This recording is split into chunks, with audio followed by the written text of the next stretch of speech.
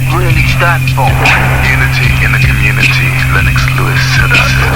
We are Genesis FM, London's only number one station. Genesis the Pullman Radio. Yo, how much time we have a want so the gun for us drop out of the palm, you know? His Imperial Majesty's work, a sizzler so that when I put it down now. the People Station, the People Station, Genesis FM. Genesis Station, educating the younger generation. Shots on my. We are the People Station. Oh my goodness, what would I do without Genesis? Genesis FM. Hi, this is Sylvia Teller, and I tune into Genesis because they reach. We are the People Station. We are the People Station. We are the People Station. We are Genesis FM. Genesis FM. London. I used to have everything, you know.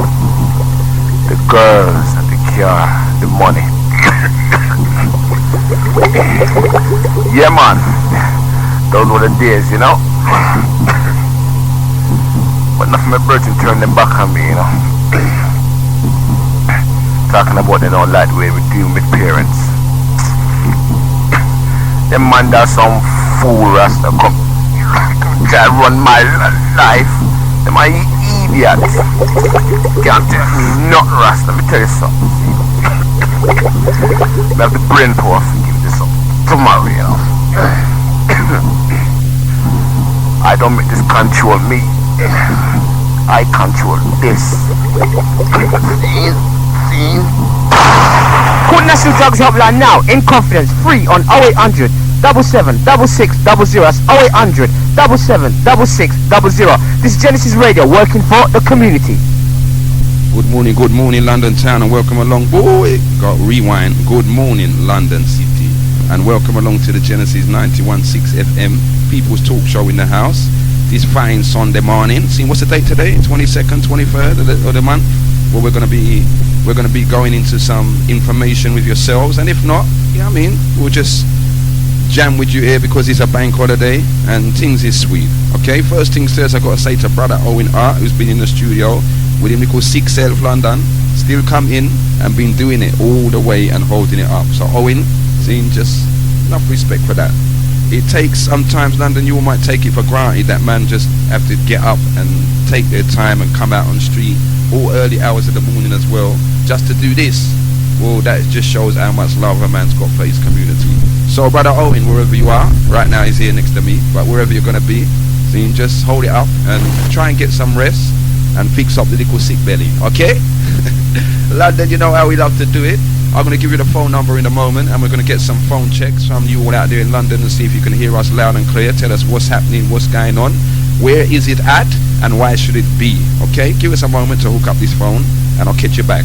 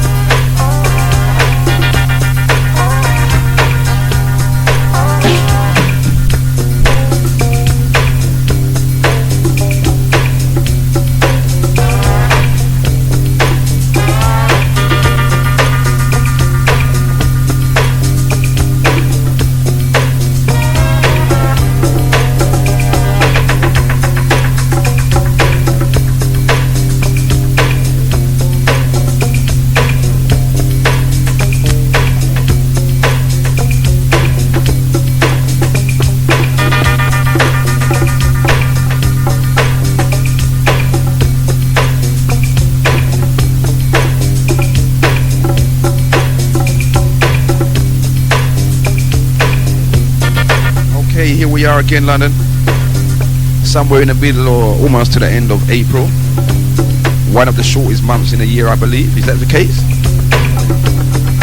Well, get your pen and your papers ready, and you know what Commissioner loves to say. Run upstairs, run next door, run outside, stop the car, then shout it out from the top of your roof, make them know wherever they are right now. It's what? People's Talk Show is in the house. I'll be giving you that phone number in approximately seconds.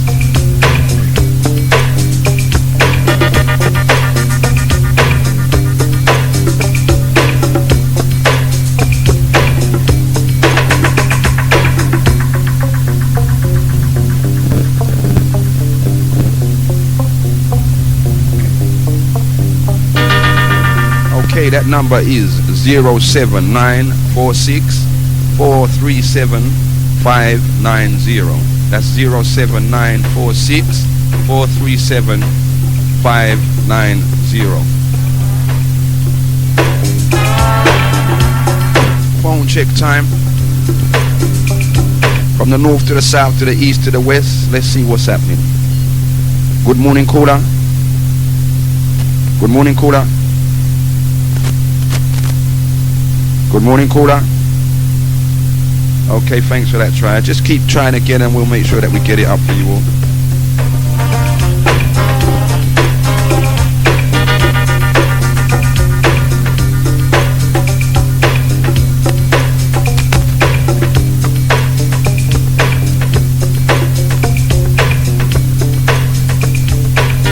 As we said to you, London, 07946 437 590. That's the number that's going to get you through right about now.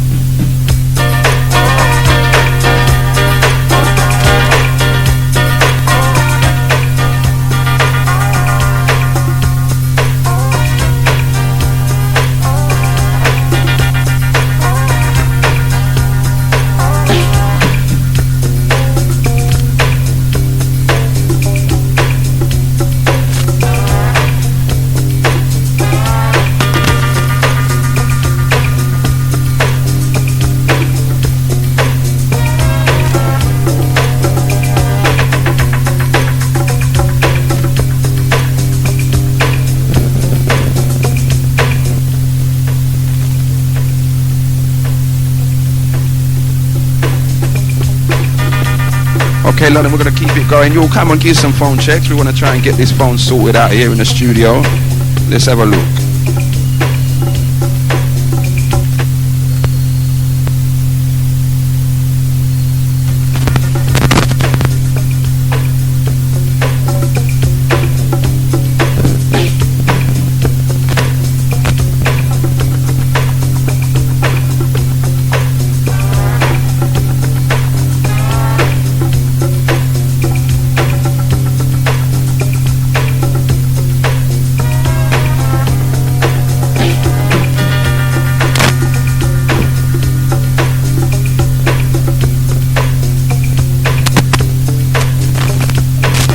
Okay, London, let's try that again on a 07946 437 590. That's the number that will get you through right about now. It's the People's Talk Show. Your time, whatever you want to come with, whatever you got to say to London. But before we start, give us a phone check, London. Come on, East London people, we're not there.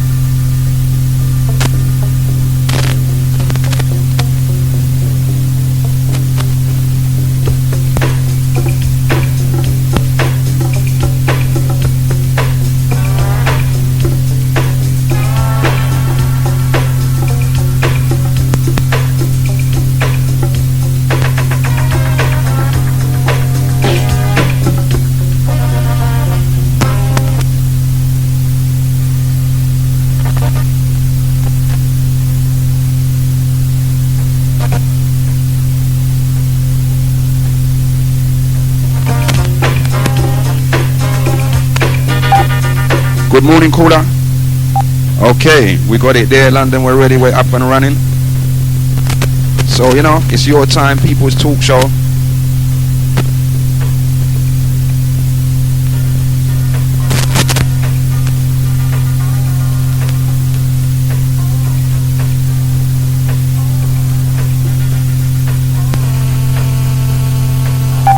Good morning, caller. Good evening. Yeah, good morning, my brother. Yeah, I hear you loud and clear. This is O'Neill from South East. How are you, brother O'Neill? I'm not too bad, you know. Long time no hear. Indeed. I hope you have an interesting topic today. Well, I want you to bring something, you know. Don't just phone and say, yep, we sound clear. Talk to London whilst you got the opportunity, because when it start blazing up, you might not be able to get back through. No problem. I'll just listen. I'm cool. Yeah. All right then. Yeah, it's Doctah X. Good morning. What's going on? Yo. What's the other one? What's up? We saying? Oh yeah, all that. You know what I'm saying? I'm here. You know what I'm saying? Like it's morning time. It's me and the commissioner in the house. You know what I'm saying? We're gonna like try and drop it like that. We've got stuff to talk about. I would like to talk about this situation with the this man who killed his 2 children. And I was wondering what it was 2 white kids actually, but it doesn't really matter. It's just about like parenthood and children and all that. And I just wondered what people thought about that. You know what I'm saying? And what people thought about the staying together of families and in fact what about the father? You get what I'm saying? How does a father figure in all this? Do you think that by now it's time that the father should have equal rights to the children? So when there's a breakup,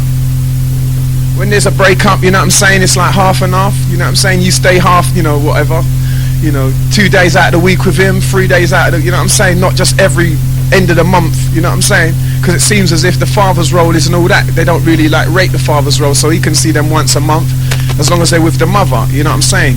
Even though with this situation in Cuba, they've got women over there in USA, but the courts have granted the father custody of the child, even though he's staying with his auntie, which is a woman, obviously. Rare. So I just wondered what people thought about that, if you could give us a buzz and see if, you know what I'm saying.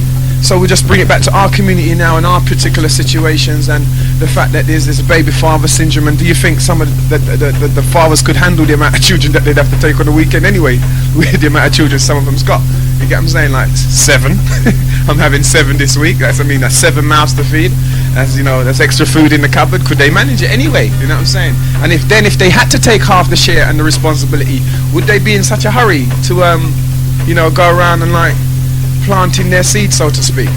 Give us a call on 07946 437 590. Yeah, that's 07946 437 590.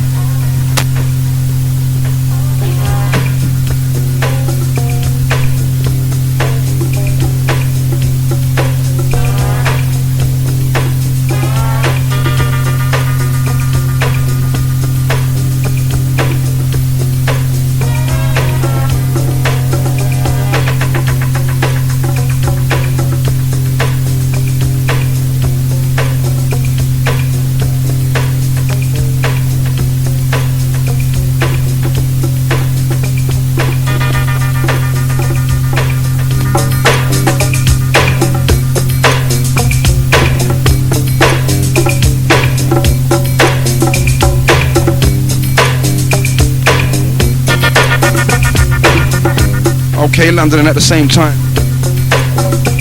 there's been information in the newspapers this week, some of the things that may affect us. Now, yes, we know we've all heard about Africa and what's happening on the continent, in all parts of the continent, but we got some issues here at home. And we had a caller last week that said, boy, no matter what, brethren, whatever affects us internationally affects us at home as well. There's a knock-on effect. But before we do that, come on, the phone checks. What about the north? What about the east? We need to be hearing from you all. 07946 437 590. It's all about the People's Talk Show. It's your time. To all community organizations out there that's been doing their part, as long as you're doing it to uphold and to benefit the community, continue doing what you're doing. To all of the Genesis family that's been listening throughout the course of this week, supporting shows individually, collectively, phoning in and giving us information, sometimes just quarreling with us and making us think. Continue doing what you're doing, because iron sharpeneth iron. Now, whilst we're waiting for some calls, we've got some events coming up that we're going to be letting you know about through the course of the show. Let's try this phone check. Good morning. Good morning, this is Kevin in Peckham, just giving a sound check. Are we sounding out there in Peckham, my brother? Nice and clear. Okay, is there anything you want to pick up on what you've heard so far? Well, no, I really rang to ask for your webpage. Okay, sorry? The website? You want the website? And the email address? Okay, we'll give out that address for you. Yeah, could you give it nice and slowly so I can get it down? Okay, we will. Alright, thanks a lot. Nice for the phone check. Yep. Bye. Okay, London. We've got someone there, phone check from the southeast of London. North, where are you? West, what you're saying? And we're going to give out this number now, well, this email address. So you'll get your pens and your papers. And remember, on this website, you can talk to any one of the presenters or the DJ on Genesis Radio and get some feedback. Oh, yeah, Doctah X. A brother told me give you a letter for me some 2-3 months ago.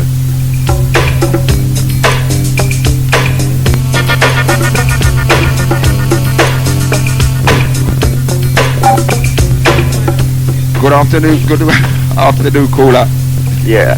Yes, my brother. Where you calling from? What's your name? It's H. Lewisham. Okay, how we sounding out there, brother H? Down and crisp, mate, man. Sounding nice and clear? Yeah. Any information you got for London this morning? Yeah, only saying that about the moonshot, yeah? We're still working on the case. Everything's still running with the moonshot? Yeah. Haven't we resolved the situation yet? Not as yet. No, not as yet, not yet. Still looking for more people to come aboard and take more part, but... Okay, so at the moment the building's still up in the air? The building's down now because at the moment they've locked it down, so we're still on the case, so we'll let you know more about that. Okay, as and when you get the information, just put it through to us, okay? Yeah, also, bigging up last night's show with Doctah X. Okay, here's a Doctah X. Yeah. What's happening? Yeah, the last night. Oh, he was doing my brain in. I tell you, hey, I tell you what, you know, to be quite honest with you, right, everything she said last night was totally true. See. Totally, I wouldn't say it was true. We need to wake up and stop, Mr. Brown. Yeah. What some other callers said about the pain and all that, you know what I'm saying? I think that's a serious point, which I said I need to penetrate, because I feel that, you know, emotionally, we know that we're very emotional people, but I think that our ability to manage pain is somewhat distorted. You get what I'm saying? Because I don't know why. Well, I do know why. It's post-slavery trauma syndrome. Post-slavery trauma syndrome. I think that there's a lot of issues that we haven't resolved since we've come out of this and we're into this. That maybe now is the time in the new century to start looking at. You get me? Right. Yeah. Thanks for your call anyway. You get what I'm saying? Yep. I'm gonna play this little bit of because of the Zimbabwe situation. For real. So I'm gonna play that now. Yeah. All right, peace. Yeah. Land is getting daily more dangerous. These people who have little or nothing have been encouraged by President Mugabe to move on to white farms and tell the owner to move out. So far, some 600 farms have been targeted. This group say they are armed and ready to fight. If they have axes, we have them. If they have spears, we'll have them. Whatever. Call back. Tim Jackson is frightened, but he's not giving up his tobacco farm. Some of Zimbabwe's 4,000 white farmers have already been attacked. Some have handed over parts of their land, but together they do still own about 70% of the best soil in the country. If the farmers start to be angry and start to be more violent, then of course they will get that medicine delivered to them. These are the gaze of Blair's government talking, and they're angry with us because we are critical of this gay philosophy and gay way of life, and they would reach for anything against Zimbabwe. Yep. Because I just thought I'd run that because I wanted to run that from a while back, and I didn't get the thing kept messing up on me. So what we're just trying to do is look at this situation that's happening, and trying to get people to understand. That caller can call back now. Yeah, it's just that when stuff like that's running, we've got to let it finish. Otherwise, we're just interrupting it, and it's just like, you know what I'm saying? We're trying to put some information to the people. And let them listen to some stuff that they're probably missing on the telly or whatever, and see what they think about that. And the problem is, when I want to play the right one, it doesn't come on. So yeah. Hello? But can war ever abate? Oh, I'm interrupted. No, you're fine. Yeah. Hi, is this Doctah? Yeah, speaking. Hi. How you doing? Who's the name? I'm Sista P, my two favorite talk show host. Okay, yeah, Commissioner. Hi, Commissioner. Yeah, he's in the place. Yeah, what's going on? I did say to him that the two of you should do the show. Oh yes, for real, you did, and I remember you saying that live and direct. Yeah. Yes. What was I saying? In regards to the men, you say. Yeah, okay. Should they have equal share? Yeah. I think they should have equal share, and it's not that a lot of women don't want equal share. It's just that the men are not around. Okay. Is that what you think? In a lot of cases, because if they were around and doing something positive, I don't think most women would not want them to be around their children. You see, but Sister P, I think that's nice coming from you. But I think people underestimate women. Women, I think they kind of big up other women, and I think that they underestimate the mental state of some of you women as much as the men. You get what I'm saying? Because a lot of women, they're very for want of a better word, bitch. You get what I'm saying? Why? And they're very, No. You see, we disagree. I'm not taking up for women. I haven't got any children. Yeah. Okay. Yeah. And I'm not taking up for children, but I have relatives who have children, and a lot of them would love the support of a father, if it's even for part-time. But the men are just not around, and I know sometimes it's their attitude, and we need to check ourselves because we can be bossy and it's our way or no way. Yes, and that's we right. need to look at that. Yes. Yeah? Yeah. But I think if we were getting a man who was like supportive and showing that he cares for his children, I don't think any woman would want to deny that. Yeah, but there's so many things, that the stepfather there's so many different things that, and sometimes a woman, she don't want the other partner to feel away because he's emotionally unstable. But she can't deny the father of his children because of her man. She can, and she does.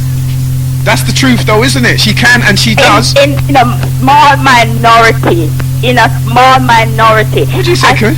I think Sister P, I hear that, but listen, and I understand what you're saying to a degree, but look, in jail, in the various jails in England, do you know how many of our brothers are there because of their woman? Because they didn't get access to their children and it drove them crazy, or because their woman used another man to make them envious and jealous, knowing that this other man is living in the yard with their children. They do? They must have beat the woman though, because no. Yes, some of them yes, but there are many cases I know personally. I know man that wouldn't say boo to a mouse, and the woman take liberties with them and will drive them to commit suicide. Just true, they can't see their children.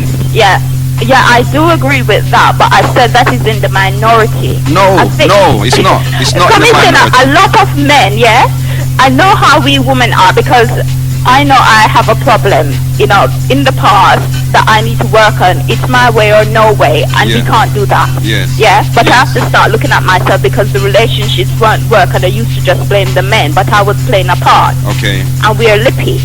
But I understand that, but it still goes deeper than that. Because, alright, in a relationship with a man and a woman, the kind of things that the woman's going to draw for a lot quicker than the man.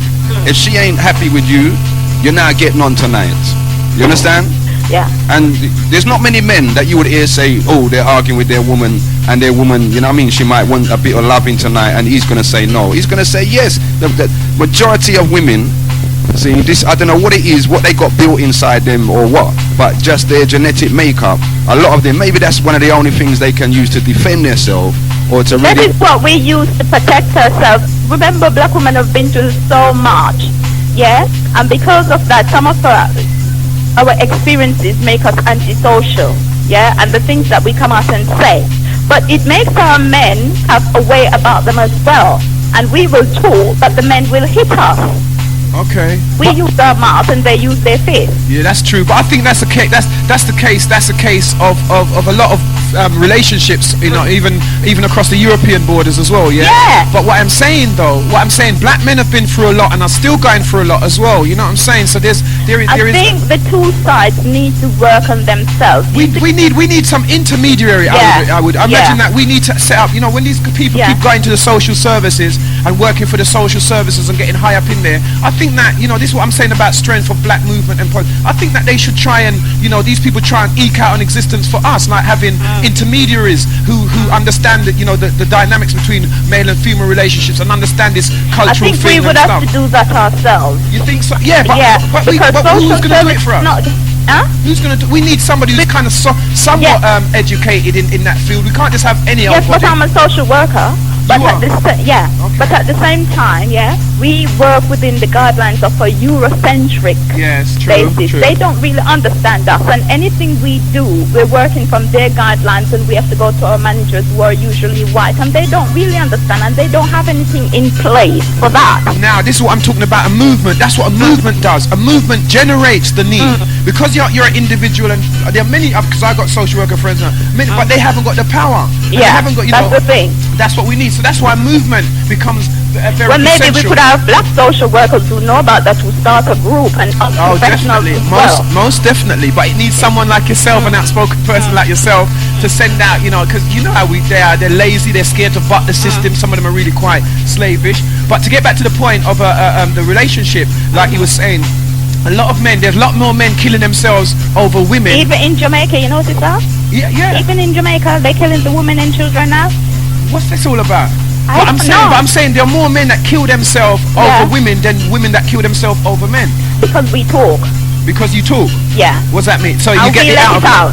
Oh, okay. I'll see. No, that's a good point. Yeah. And we shout and they more use their fists than if they can't use their fists. Because now, you know, with the domestic violence thing, people are taking it seriously. And when we shout and carry on, we're not arrested. But if they hit us, they're arrested. Yeah, that's right. So it's a case of so with this guy who killed his children, you know, he had a relationship. He built a house for his children. He named his house after his children. All of a sudden, his wife takes off with the children to live with her mother, and he's now only able to see them once a month or something like that. Yeah, you see, but in his case, he should have sought help, but he never. Yeah. But I suppose that's what because maybe you never know where to go for help. Yeah, but that's what we're dealing with, the shock and the shock to the system, and the fact that, you know, he knew he might have talked to people and understood that there was nothing he could really do about it. Because that's true. Because maybe the people who he talked to never, you know themselves. Yeah. But that's what I'm saying. For help. But we all know it's sort of a matter of fact syndrome, isn't it? That women always get the children. It's just a matter of fact. You get what I'm saying? They're the first to get the children. Not in every cases. No, but we're in a minority of cases. In majority of cases, women would get the children. Yeah. But you could go through the laws and work out something that you see your children. Maybe he wants to see the children more often, but let's face it, if two people are going to part, one is going to get the children more than the other. Yeah, but let's face that as law. But I'm saying, what the question was, like, bringing it up today was like, seeing as women want equal rights, seeing as everything wants to be equaled out, shouldn't then the man at least be able to command at least 2 days in the week, every week, for his children?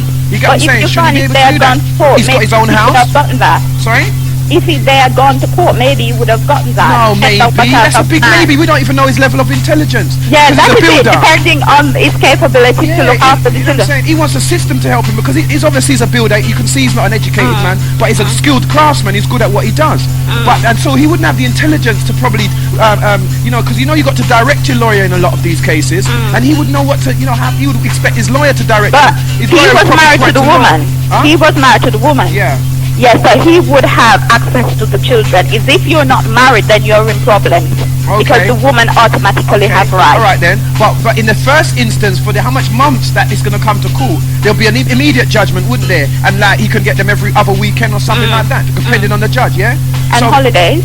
Yeah, but maybe he wasn't happy with that. We've been saying, look, I've been seeing my children every day. I built this house for my children. Yeah, but you see, that is where we need to be rational as well, as you talk about it. Yeah. Because I know your emotions is coming into it, but at the end of the day, we have to be rational. Yeah. Yes. Maybe you just cannot have if you and the partner split, you cannot have the children. All right then. Maybe you should still be washing up dishes and staying in the house then. Maybe you should still be sweeping up, and I coming home and burping and sitting in front of the television. television and you bringing me my food. Maybe that should stay the same.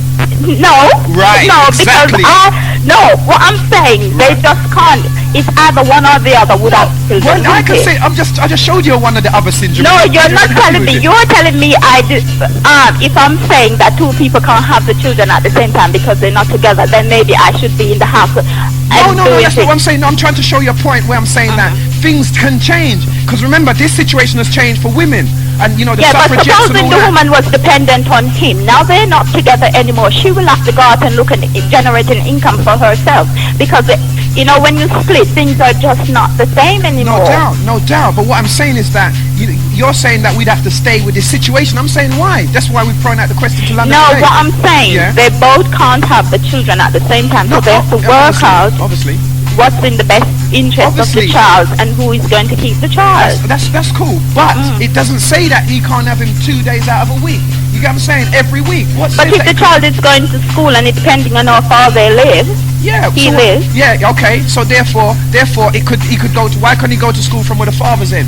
Remember, she moved out that house. So if they live in the same approximate area, then that can be worked out. If he only lives a mile down the road. It depends on the age of the child. They're going to say, is this man capable of caring for this child? You see what I'm saying? So why is I'm not saying it depends on the age. And supposing the child is saying, I want to be with my mother. Because in a lot of cases, they do. Now, I know if I had a child, it would be very hard for me to say, I'm going to hand my child over to a man. Yeah. That's the question. And the thing is, you know the type of man you live with. And what, you know, I don't even want to say so you and Commissioner attack me, but in a lot of cases, you men are not really geared up to that. Fair enough. I'm with that. But what I'm saying then, if you, in a case of this guy who built his house for his children, and as Commissioner said earlier on, there's a lot of men that wouldn't even boo. And women with very strong characters or whatever, take liberties with them. What we're saying that the only way you can get over that is if the law allows. Then then we have a fairer system if the law allows men to have equal access, meaning that men can say, well, I would take 2 days out of the week. You maybe even can pick the 2 days, but I want more than once a month visits. I want more than weekend. This law you're talking about. Sorry. You see this law you're talking about? Yeah. It was, set up by men, and these men, if they wanted access to their children, they would have made the law so. You understand? Good point. Women didn't make this law. They didn't want it because they saw it as a woman's job. At the time, that's what. At the time, right? That's why it's falling back in their face. Right, but also they saw like woman's place was in the home a while back. So we've changed that, or you've changed that, yeah? Yeah, but you haven't changed the law. Yeah, right. And at the end of the day, men are more, most of the judges are men, lawyers are men. Right, but I'm saying, this is what we're talking about, 21st century and time for change. That's why we kicked out the question, is it about time now that men started to get that access? So therefore, because I know there's only a man that I know who's like, we said, boy, my youths, they got women cursing them, they got you can't see them, and we don't want to go to the law. A lot of the men in the black community anyway don't want to go to the law because it only makes things worse. They because they don't like black men anyway, the law, for some reason. Yeah, so it just makes things worse for us. So we try to trundle along with what they've got at the hand. You get what I'm saying? So that's why we wanted to kick that question because of that thing this week.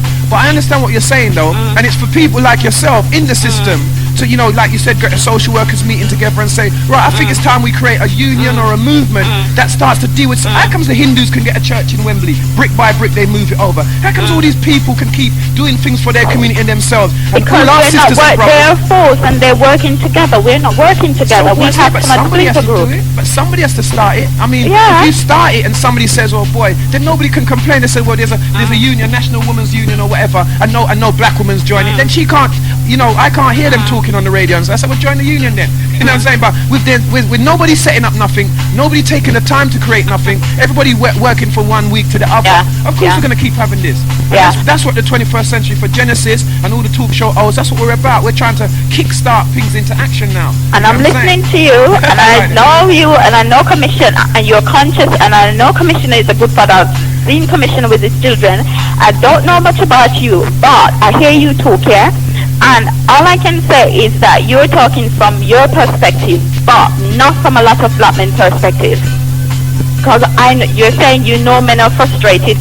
You and Commissioner could, people will say you talk and you get emotional, but at least you're talking. A lot of men don't talk, they use their fists.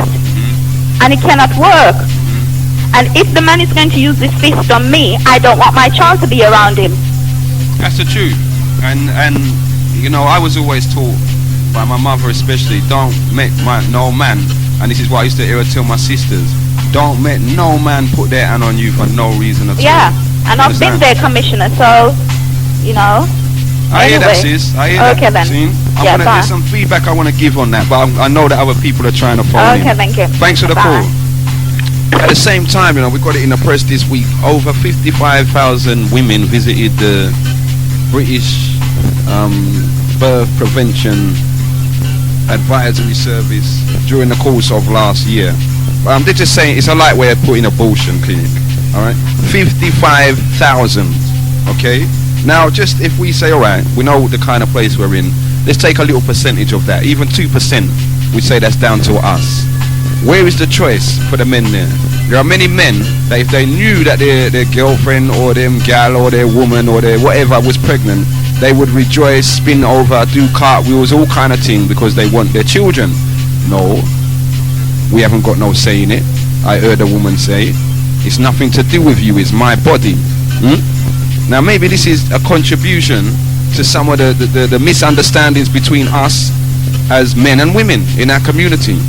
Where is the barrier drawn? Where is the dividing line? Where do you come to the point when you say to your partner, this is nothing to do with you, it's my body, or it's my choice, or even though it's going to affect your partner.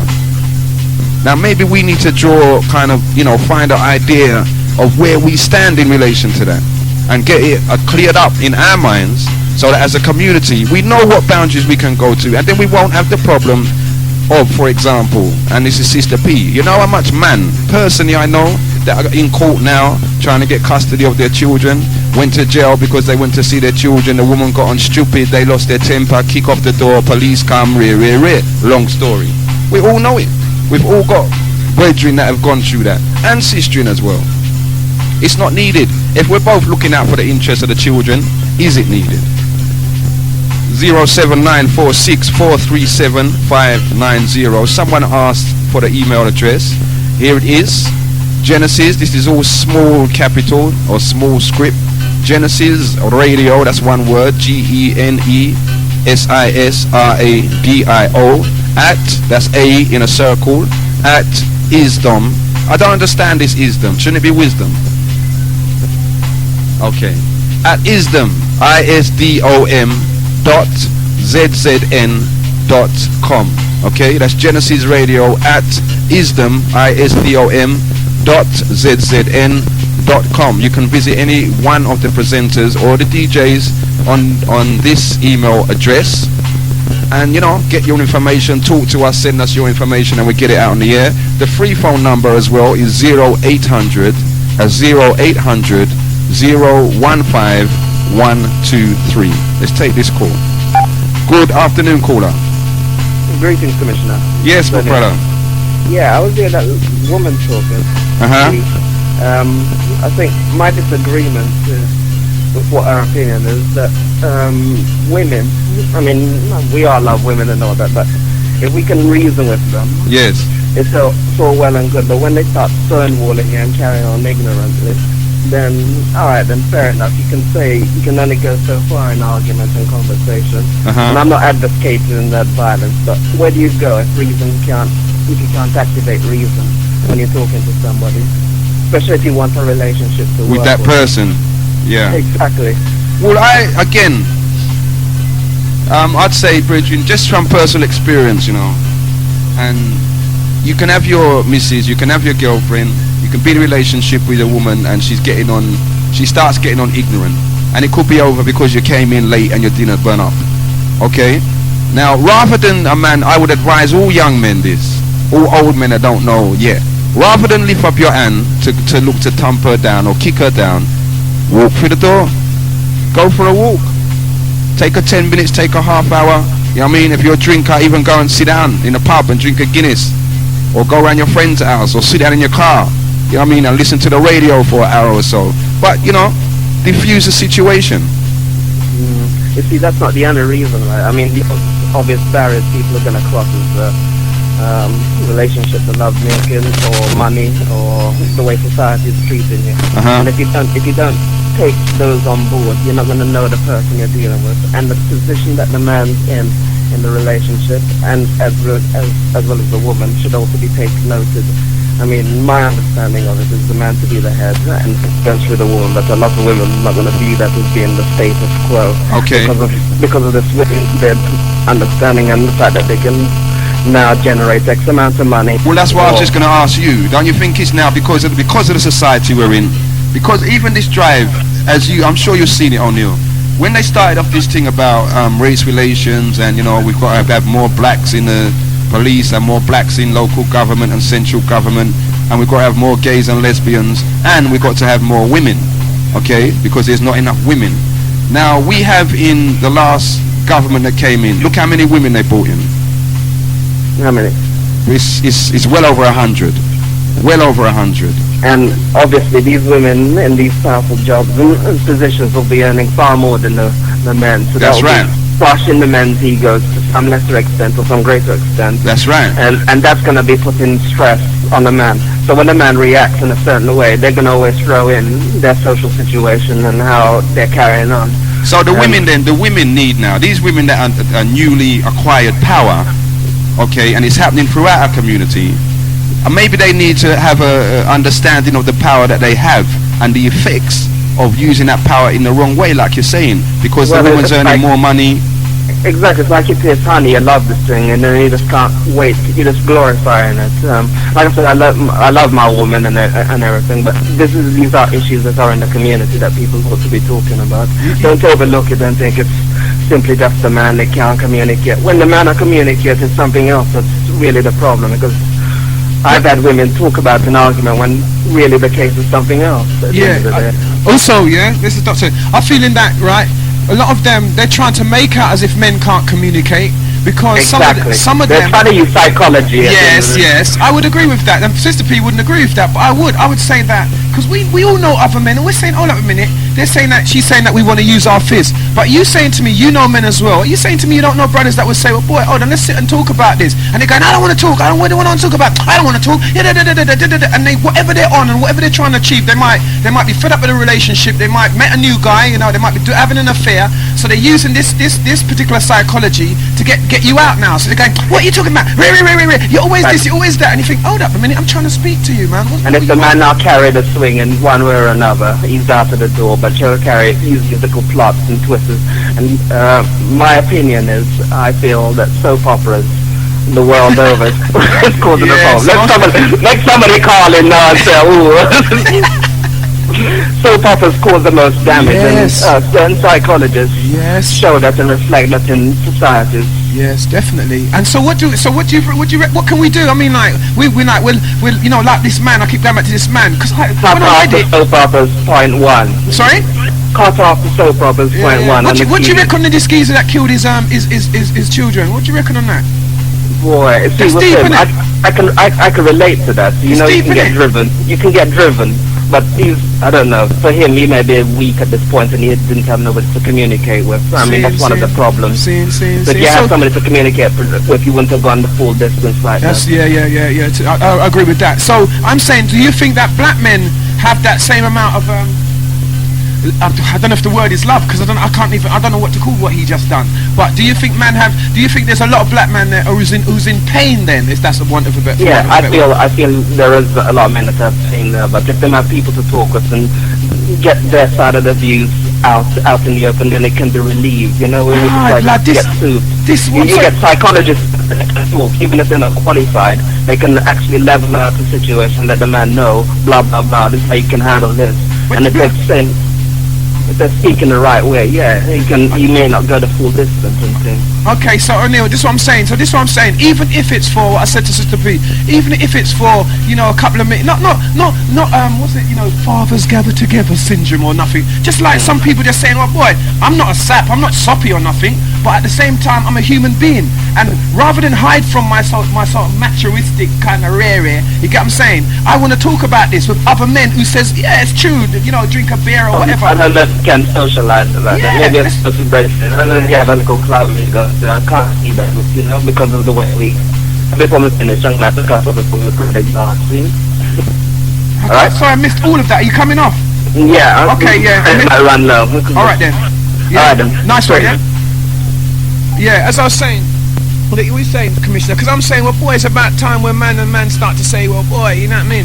It's time we get together now and say, well, boy, what are we going to do about it? I think black man has this very machoistic, egotistic mentality because they're afraid of it, you know, they don't want to be showing their feelings and all that. It don't mean you got to ball. It don't mean you got to, like, go on like a saps. It means, well, a right is a right, isn't it? That's my right. I feel if women's got the right to, you know, change laws and do all this, I think that we got right to change those. But what it's going to affect is some of the 9 baby mother syndrome. Those are the man them who's going to say, cha, you know, woman thing on rare, because they got 9, obviously. You know what I'm saying? So therefore, they're going to have a problem on the weekends or everything. You know what I mean? Their life is going to be hectic. But what it would help, though, I think, is a more connectiveness. So not only would they know that every time they breed somebody, they're going to have a legal responsibility. That's going to be some tough thing to handle. Genesis? Yeah, greetings. Me again. I was about to say, there's nothing wrong with crying. It's an emotional outlet to relieve any pain that a man has. Yeah. Nothing wrong with crying. No doubt. What I'm saying is that, you know, some people have, you know, men have that thing against, like, boy, you know what I'm saying? Because we were growing up, you know, very macho, especially myself, you get what I'm saying? We've grown up very machoistic. So I'm not saying there's anything wrong with it. I'm just saying that, you know, for the people the men who are out there, not to worry about that. You know what I'm saying?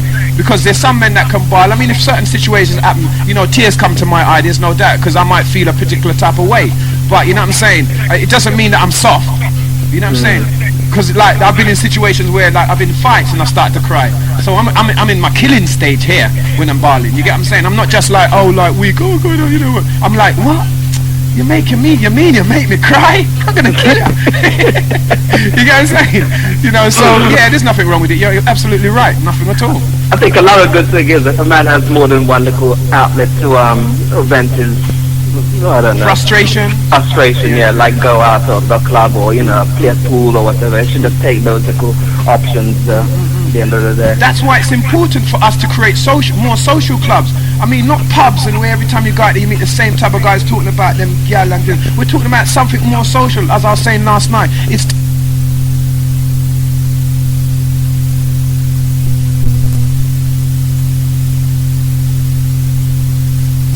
so people know, oh, I can go and spar or chat to my man, or you get what I'm saying? Yeah. Rather than always at the expense of, like, the publicans, you know what I'm saying, or some dancehall promoter. You know what I'm saying? I let somebody else come in, yeah? Yeah, nice one, yeah? Praises. And just to back that, you know, it's the case. If we look in our community today, London, you got, like, the local restaurant, the takeaway shop, the barbers, see, these kind of places. You'll find out how this is where a lot of the man them are sitting down and talking, you know, and relieving this. Where the women would say, oh, let's go in a room and talk social issues or talk about this or that. Man would go in a certain environment and talk free. Are you amazed? You guys sit in a barber shop on a Saturday and hear some of the reasoning that talk in front of everybody, and it's beer men in there. See, so yeah, we need to start developing these things and not just have it orientated around money. Where money's being spent, we gather. You know, it's not always the case. And the other thing I wanted to say, listening to even the last caller, you know, Doctah X, the black men out there, you African men, there's many of you out there that are in pain, and you're just trying to style it out. Yeah, we want to hear from some of you. There's enough of you. You're out there, and you are in some serious pain. The baby mother syndrome, there's somebody who's got, as you hear, 9 baby mother and 5 baby mother and 4. And yeah, there was a time when, yeah, you was Jack the Lad, because you was getting this and that and rear. But now, believe it, as much as we are going to stand up here today and tell our sisters and let them know what we know from moving amongst our brethren, at the same time, there's enough of you all out there that are in some serious pain, and you've been carrying it a long time. If you was a Caucasian, you know how long ago you would have gone to a psychiatrist, lay down on the couch and talk what you have to talk and get a little bit of counseling to help you out the situation. No, this is another syndrome of us. Oh, me? What? Me? You know, I got them. You mad? Not going in places because we feel already alienated. See? We've got some of our sisters running projects and they want to talk to us. But listen, a lot of the women understand something of a man. I can be the same way, you know. We used to do youth work, see? Back in the day. We used to do youth work. And as a man, youth worker, what I found in those days, early days, a lot of the sisters, the young sisters, looking for help, and they didn't really, for want of a better word, have too many positive brothers around them, okay?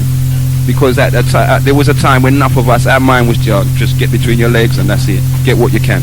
But as youth workers, we was taught, I'll never forget, you know, we was taught, this is when Ilya was still around, and Ilya said, the point of being a youth worker is to help people develop their mind, their body, and their soul. Yeah? And I always ask the question, what do they mean by that? And eventually I found out, but I'm not going to stray off the point.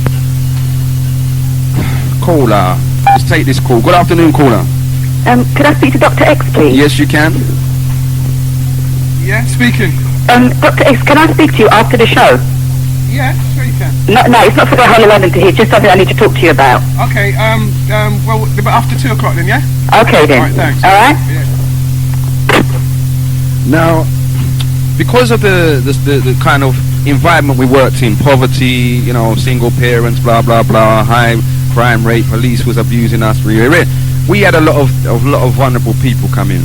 Now, many of the sisters that used to come in, because again, it was a period of time, if a young lady got pregnant, first thing her mummy and her daddy's doing is what? Kicking her through the door, okay? These women used to come, these young girls used to come.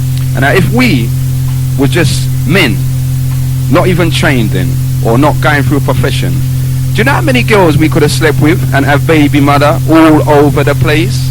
Simply because, nothing to do with these girls did fancy me, or, you understand? Just because they was vulnerable. They wanted a shoulder to cry on. You know, and it's as simple as that. Well, enough of the sisters out there that want to run organizations for the men and you know, encourage the men and try and talk to them about this and that. 90% of them men, I wouldn't even say half, 90% of them men, when they're sitting down in front of you and you're counseling them and giving them holy advice, they're sizing you up. Whether you acknowledge it or not, they're sizing you up. That's part of a man's psyche. The same way it's part of the woman. When the woman is vulnerable, if I come to her and I say the right words, you know where we're going to go from there. What are you saying, D? I think you're bang on. I want to hear from some of the people out there. 07946 437 590. That's 07946 437 590. Yeah, because look, after time, these women, they know our man's stay. You get what I'm saying? And rather than say, they some of them have got as much weaknesses then as men have. And then when the man falls for them, they blame the man for his weakness. You know what I'm saying? It's like, what? Hello? Yeah, it's brother Nia. Nia? Yeah, I did. Yeah. I rang up this station before, right? Because I know that men get enough run-ins from the women now. A lot of them quite deservedly so. And I rang up expressing my concerns about some certain attitudes from sisters, and I got accused of moaning. Not by me though. There's a sister on the station with the commissioner. Yeah, we know the one. She's no longer with us. Good. I wasn't too happy about that. Anyway. Yeah, go to lad. Man don't put no hand on a woman syndrome, yeah? Yeah. I'm full for that, and I'm totally for that. Nobody to put their hand on nobody. Yeah. No, to use your mind first. Yeah. But like, you know, I've been in a situation, I've experienced the situation, and I've seen the situation on the street where a man, he wants to talk, the woman's flaring up, he wants to walk away, then the woman don't let him walk away. Stands in front of him, shouts to him, and the brother's saying to her, listen, I will talk, I'm not going to argue in front of my children. And they're flaring up, and they're laying their hand on the man, and all something. Yeah, grabbing up his clothes and all that. They cannot get away. Yeah. Stand in front of the door, stand in front of your weight, dragging you back and all that kind of foolishness. You know, everybody's got a point now you're going to break. Yeah. You know what I mean? Yeah. So what do you on the street when the sisters start saying, the guy said, no, don't it? You know, in front of everybody. Yeah. See what I'm saying? So, but you know, it's very rare that a man phones up the police and says, I've just been assaulted by my girl. You guys... Probably just put down on him. Yeah. You know what I'm saying? And he'll get arrested for wasting police time. Yeah, Commissioner says it happens enough. But but at the moment you give her, whatever, you hit back or whatever, then you're arrested. She can directly call the police, but she can scratch your face, kick you, drag up your clothes, and nothing happens. It's like, you call the police, they're saying, are you having a laugh, mate? Exactly. You know what I'm saying? So I think women are quite feeling, women listeners probably thinking, damn bloody men, really. But if what we're saying isn't true, then they should say something. You know it, you're, sorry, Nia, you know that you haven't seen these things, you experience these things, whether personally or not. So it can't, so we're talking what's happening, we're not ganging together on them, we know these things happening. And we can understand the pain, we can understand the pain of some of these men. And, the thing that brought it to mind was this guy killing his 2 youths. That just blew me away. Well, obviously there's something going on that nobody else knows about. Yeah, obviously. Because that is just like out there as far as I'm concerned. But I mean, it didn't seem as if he murdered them like viciously or anything. He just like, I think he poisoned them, so he put them to sleep, like, or whatever the case may be. But killing is killing still. But bloody hell. And then hanged himself. Yeah, he wasn't having it. There's something wrong with him, and he didn't want to go and leave his children behind, so he just wanted to take them with him. Bloody hell, man. That's some deep... I don't know what his personal problem was, but the thought's gone through my mind. If my woman wants to take away my children, I'll have the same kind of thoughts. It's getting like that, isn't it? Because they don't realise how much we love our children, some of us. You understand what I'm saying? And the idea that the law, leans over into their favour is not fair. Just like the law wasn't fair when, as Sista P said, we created a law to have women... So we created a law to have women stay at home. But we changed it, or they helped change it. So I think that they shouldn't be scared of us getting change in the law. That way, so much of them couldn't have so many children, and you know what I'm saying, and just walk away when they're ready. I know girls who've been with a man, and as soon as he's had the youth, everything about the girl's changed, because her whole incentive psychologically was just to have children. And she is almost like it was like a donor. She chose this man and said, yeah, I like him, or he chose her, whatever. I like him, and he'll be there as a father or whatever. When she has a baby, she's gone. Or even they just want the man and they didn't want the child. That's come up enough times. Yeah, that's true. The man which is what Commissioner's saying. The children's come out by mistake and they flip. Yeah. They can't handle the child and they take out on the man. Yeah, yes. So what are we doing about these syndromes? What, we're just there like, we're here, like Genesis is again in the forefront of all this stuff. You get what I'm saying? We're just here too. What can we do? What can we look at to do? You get what I'm saying? Like we were saying earlier about social gatherings or whatever. These things, man needs to get rid of some of that pain, because that pain is what makes man slap out in frustration. That is what the pain that makes man like say, well, what are you dealing with? How can you phone your babe mother and she says, I know a situation personally of a friend of mine who phoned his son, right, on his mobile that his mum bought for him, I think, or the boyfriend or whatever. And the girl was telling him to go and, when she heard that, when the son said, hello, Dad, she took the phone from him and says, don't you dare, and I won't use the language she used, and because she bought the phone. Yeah, and the son's listening, the boy's listening to what she's saying. What's that all about? You get what I'm saying? And this is what I'm trying to say to Sista P and the women out there, is that there are some deep, devious women out there that we will stop doing this like women's always right syndrome, and they know it, and something, you know what I'm saying? I'm saying it to myself. Yeah. You know what I'm saying? Yeah. Commissioner just said, women are the strength for the nation, and all these things are like a bit, they might have been there back in the day, but I think now we've got to come to reality. That's back in the day. In reality now, this nice woman syndrome comes to their heads. Me, myself, and I am my job and my house. Yes. So can we change that syndrome now about women is the thingy bob of the nation and all that? I think that we both are. You get what I'm saying? Because obviously, if we left it all up to them, it would go lopsided. When they left it all up to us, it went lopsided. So there needs to be some kind of balance.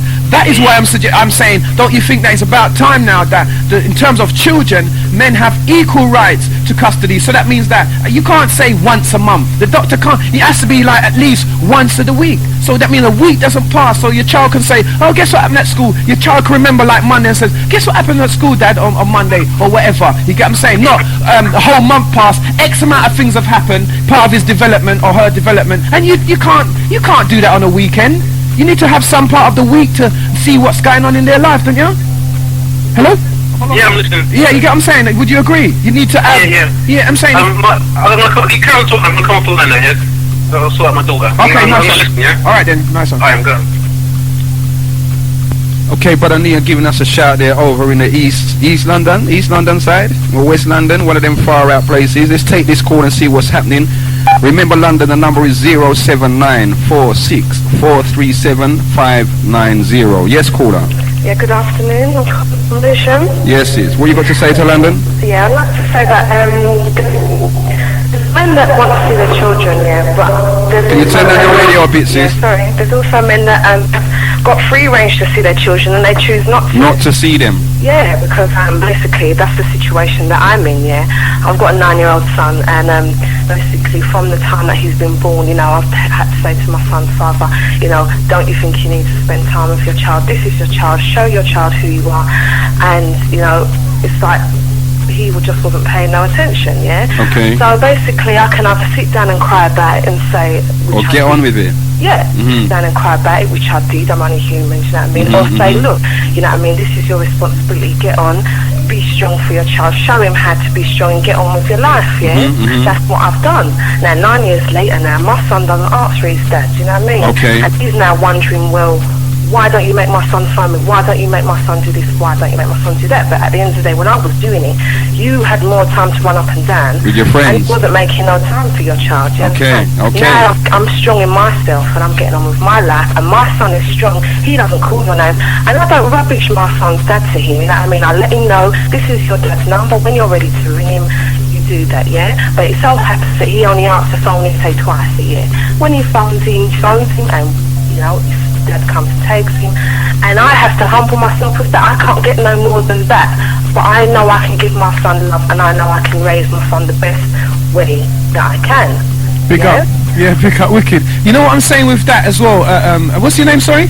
My name's Mandy from Lewisham. Mandy, yeah? You know what I'm saying with that, Mandy, yeah? In terms of a man, this is a man with an opportunity. He's got a good woman in terms of her mental stability in able to manage. And, you know, you've been through your pain, and, you know what I'm saying, big up for that, you know what I'm saying? I'm glad that you managed to be over that and not watching it, because there's no point in beating yourself up about his behaviour. You've done your best, you get what I'm saying? Yeah. So that's that, end of story, really. But if that man had, you know, if he had to answer to his friends and his immediate social society more, he wouldn't be so free to do that. And that's a problem that I think that we as a community, black community, face, is that we're not answerable to our peers. You get what I'm saying?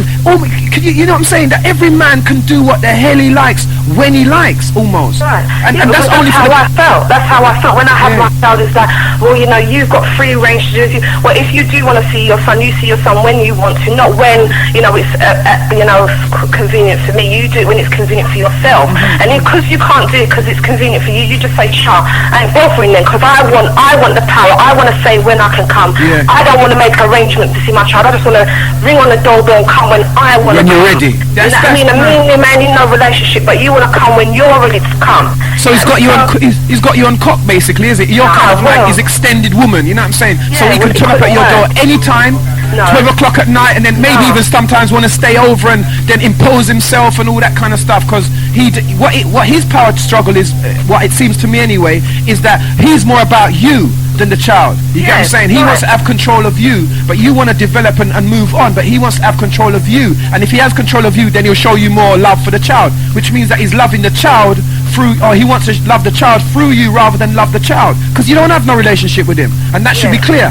But true that now, he can't get you, or you've got someone else, or you've moved on. He's going to hurt you by saying, well, I can't see him today, I can't do that, and then, you know, what can we do about them, man? But if he had something to answer to, you get what I'm saying? You know, if he had something to, that's a problem with us. We've got no structures, no laws, we've got nothing.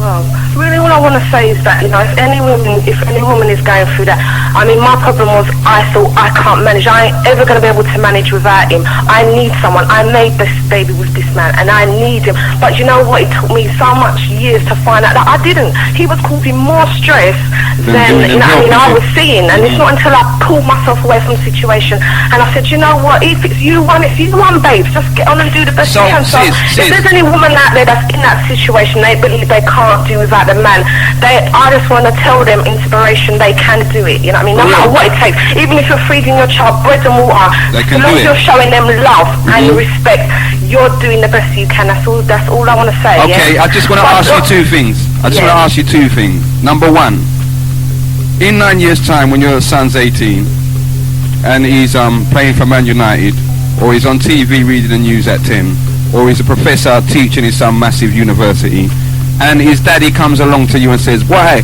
I want to know my youth now. What are you going to tell him? You know something, Commissioner, I'm not going to screw, because I've put myself past that pain, yeah? Okay. If he comes now, this is 9 years later, and my son phones his dad, he says, Dad, come for me, yeah? It kind of hurts that, you know, he can just come anytime when my son phones, he comes, yeah, son, pack the bags, I'm coming. He hasn't seen me for 6 months, yeah? Okay. But I got to hold it down, because I'm not going to rubbish no one to nobody, because I don't want to be rubbish, yeah? That's right. I'm only doing the best I can. If it ain't good for nobody else, I don't want to be rubbish for it. I'm just doing what I can, yeah? Okay. So when my son's dad comes 6 months, every 6 months, I want to cuss, yeah. I have to hold it down, you know what I mean? And I tell my son, when it's me and my son's time, I tell my son, this is not a father. Father comes regular, father comes consistently. A father does this, a father does that. But I don't rubbish him, yeah? Okay. So my son can make his own judgment. You But understand you what I'm come saying? to the second point now, alright? If Genesis said tomorrow, we've got a name and shame list of men out there that's not supporting their children, phone in, give us their names, and we'll put it on air. Would you agree with something like that? Well, I don't think that's positive, you understand what I'm saying? I don't think that's positive, you know, You don't? not for me. Well then how are we gonna, how sis, as you hear Doctor X asking the question, how are we gonna make these people realize the responsibility they have, not just for you and your individual son, but in terms of community? You know what I mean? In terms of man is not supporting their children, they're not supporting their women, and if the children get into mess, we here on the radio have to be talking about, oh, this woman, she was single parent and her son ended up killed by police and only because the daddy wasn't around. So how are we going to make these people be responsible or take, some responsibility for their actions? I'd like to sit down and talk about that still, but I don't think rubbishing people is the way. That's my opinion. Yeah, but talking the truth, is that necessarily rubbishing people? If I say to you, look, my name is Sheila, and my baby father not visit him son in the last 7 years, is that rubbishing him? No, I suppose it's the way how you do it, you know what I mean? For real? I suppose so. If you kind of do it on that kind of constructive way, yeah, then I would kind of look at that, yeah. Okay. But, Commissioner, I want to speak to Doctah X for a second Okay. as well. Yeah, hi. Well, yeah, Doctah X, yeah. Basically, I wanted to phone into your show yesterday, yeah, because what I want to say to you is that, you've got enough positive things. I phoned up your show once already, yeah, but I didn't get a chance to phone yesterday because the lines was busy. But what I noticed about you, yeah, is that you only big up people, yeah, that are feeding what you're saying, yeah? And what I know is when people phone up and they're not on the same wavelength as you, or their mind doesn't reach the mind state that you're at, what I find is that you rubbish people when you're starting to disrespect people on the radio. And I don't check for that, you know what I mean? I think it's out of order. Right. Yeah, you're doing, because what right have you got to rubbish people? You know, you don't like it when people say, oh, you're too fiery, you're too aggressive. You don't like it. You don't like it. But when people phone up, and they want to give their point, you only listen to a small portion, and then when it's not on what you're saying, you start to rubbish them. Yesterday, you cut off the man just to give him an example of power, which I thought was just out of order. You're out of order. And I think that there's different ways that you can do things. Yeah, you got this attitude that you can do what you like on your station, on your show.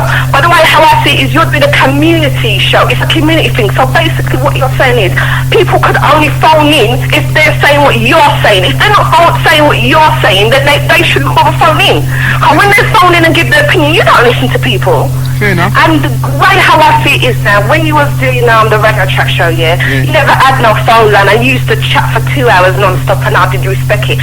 Now, what you're doing is you're opening up the phone line. When people ain't saying what you like, you rubbish them, and when they come off the phone, you cuss them to other people that phone in, which I think is low. You're just going over the top now, and I think that your show needs to stop because you're just going on really bad with your show. You know what I mean? It started off positive, now my opinion is it's gone negative, because when you can tell people back there rear when they put the phone down, you're out of order. And you know something? When you're on the show in the morning, on Sunday morning, you've got more respect for people, you let people listen, you know what I mean? You've got a constructive argument, but when you're doing your show, because you feel it's your show that you can disrespect people and rubbish people, no, Doctah X, not enough gusto. See, listen what I'm saying. Okay, hear what I'm saying then, right? It's clear, right? I've said this many times before, yeah? The reason there's a different format, and it obviously, I'm saying that the show is for like-minded people. So but listen, I don't mind people phoning up and giving me their opposite opinion and all that.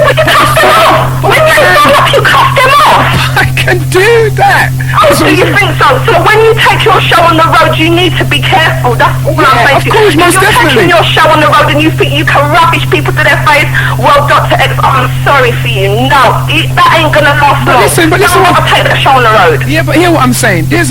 As you can see and as you hear, you said about the Saturday show, and you can see that it's a different format. Obviously, in different it's just about self-control, Mandy. Yeah, you get what I'm saying? That's all it is. You don't have that no more because now you're taking your show. But I'm having it now, though. You're taking your show out of context, yeah? That's how I see it. Mandy, tell the truth, though. When according to how you see it, but the onus and the control is with Doctah X, no, whether you like it or not.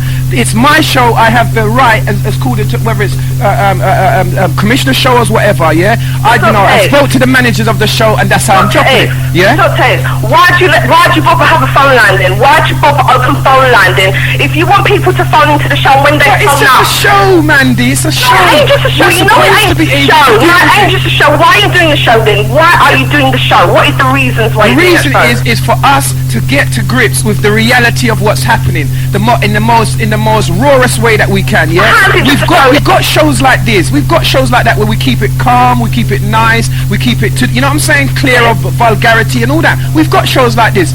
There's only one show like that on the radio station, and it's the Ghettoology. There is no other show like that. So we're just adding to this thing. It's not negative or positive. It's just the way you see it. You get what I'm saying? At the end of the day, if you're cutting off people and telling them about themselves, yes, you are. I listen to you every week. But I don't say to everybody. It's only certain people that I think are chatting rubbish. Then I'll say whatever. You get what I'm saying? But remember, it's like-mindedness. We're trying to develop people who think everybody's not going to agree with me. I'm not going to agree with you on every point. You're not going to agree with me on every point. That's how life is. I disagree with people on Power Jam, on Galaxy. That's how it is. But what I am saying is that, that's how the show goes. It's not a case of I'm disrespecting anybody. I'm going to go out the road and rubbish people to their face and say, you're an idiot. You do that, though. No, but that's how you see it. But to me, this is how I see it, though, Mandy. This is how I see it. I'm saying that I say on this particular show, in those hours of what they call the watershed hours, and the way that show runs, it's ghettoology. So that means I'm supposed to have that little leeway. And if you don't want, it ain't a little leeway, though. You're directly taking the piss. When people phone up and they're not saying what you want to air, you directly disrespect them. And that you're not no leeway. You're taking liberties. You're taking liberties. The choice is yours. Rubbishing people. Mandy, if they're not saying what you want to hear, if they're not phoning up and saying, yeah, Doctah X, speak up, respect you, yeah, man, you're doing good. If they're not doing that, no, listen, if they're not doing that, you ain't got nothing, you cuss them. Now, you're always going on about negative and positive. Now, people are going to phone in with negative, they're going to phone in with positive. When they phone in with negative, you carry on so bad. You don't want to hear what they got to say. And I don't believe that.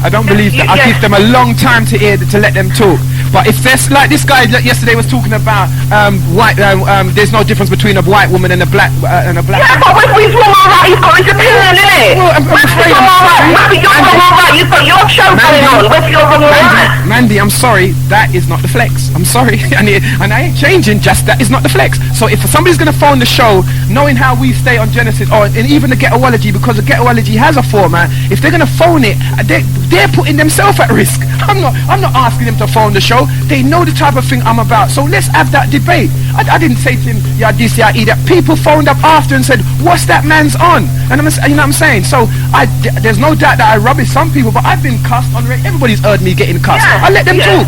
So that's how the show is. If I must give as good as I can get. So when the man said to me, if I would let somebody F my girl, did I lose my mind? The same cooler, right? So I give as I give as good as I get. No, but then you had to show him power by cutting him off. Trying to test. He was trying to test, so I tried to show him. That's all I've got to say. That means. Yeah, it's all good. Nice one, Mandy. You know how it goes. Alright then. Bye. Commissioner, pick up. Yeah. See you later. Okay. Take care, sis. Thanks for the call. Okay, you all are hearing it loud and clear. Listen, you at the same time, make I tell you something. You see the Sunday talk show? It is not a running commentary to phone in. And I know that you will need a format to talk about the other shows, but it's not today, man. And now, if the case means that we need to start our show in the week for people to feedback and tell us what we sound like, we can do that. Good afternoon, caller. Yeah, my name's Anthony. I'm from Peckham. Yes, my brother. What you got to say to London? Boy, I just have to say that last caller, man, no, man, she's not ready for the power argument, really. She's not ready for it. No, I don't think she is, man. Why? I don't. Why? Well, no, I mean, I understood the power argument. Okay. What you mean? You're talking about last night? Last night. No, yeah. I let Doctah X come. Huh? Yeah. Yeah, blood.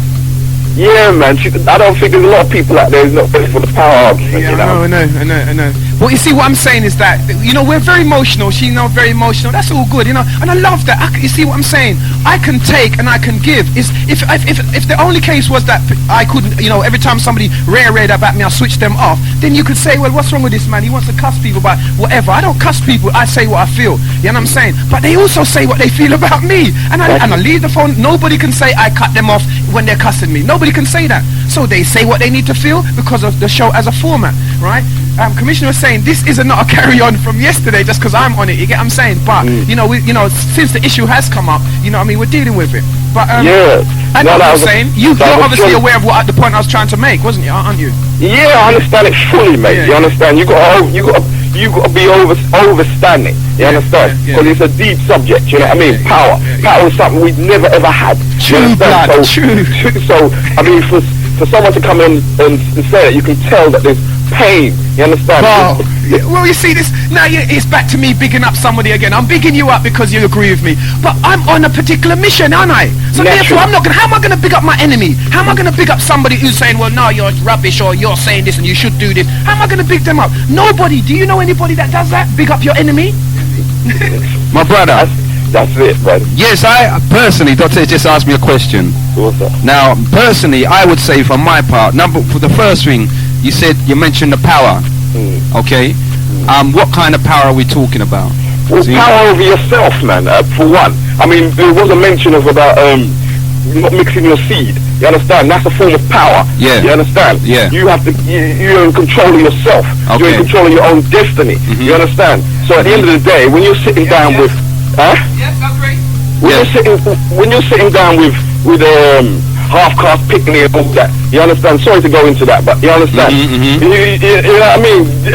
That's your own destiny. You control that. You understand? You have the power. You understand to do that. It's quite simple when you stop and think about it and stop. You know what I mean? Trying to argue. Finding it so easy to argue with a black man. You understand? Over the radio or wherever it may be. You understand? It's so easy to do. That's what I've noticed. Okay, so we need to then take our time, listen more to each other, and try and see where we can come to some common ground. Exactly. And at the same time, I mean, the other question you asked, and Doctah X asked, do you know anyone that bigs up their enemies? I have to say I do.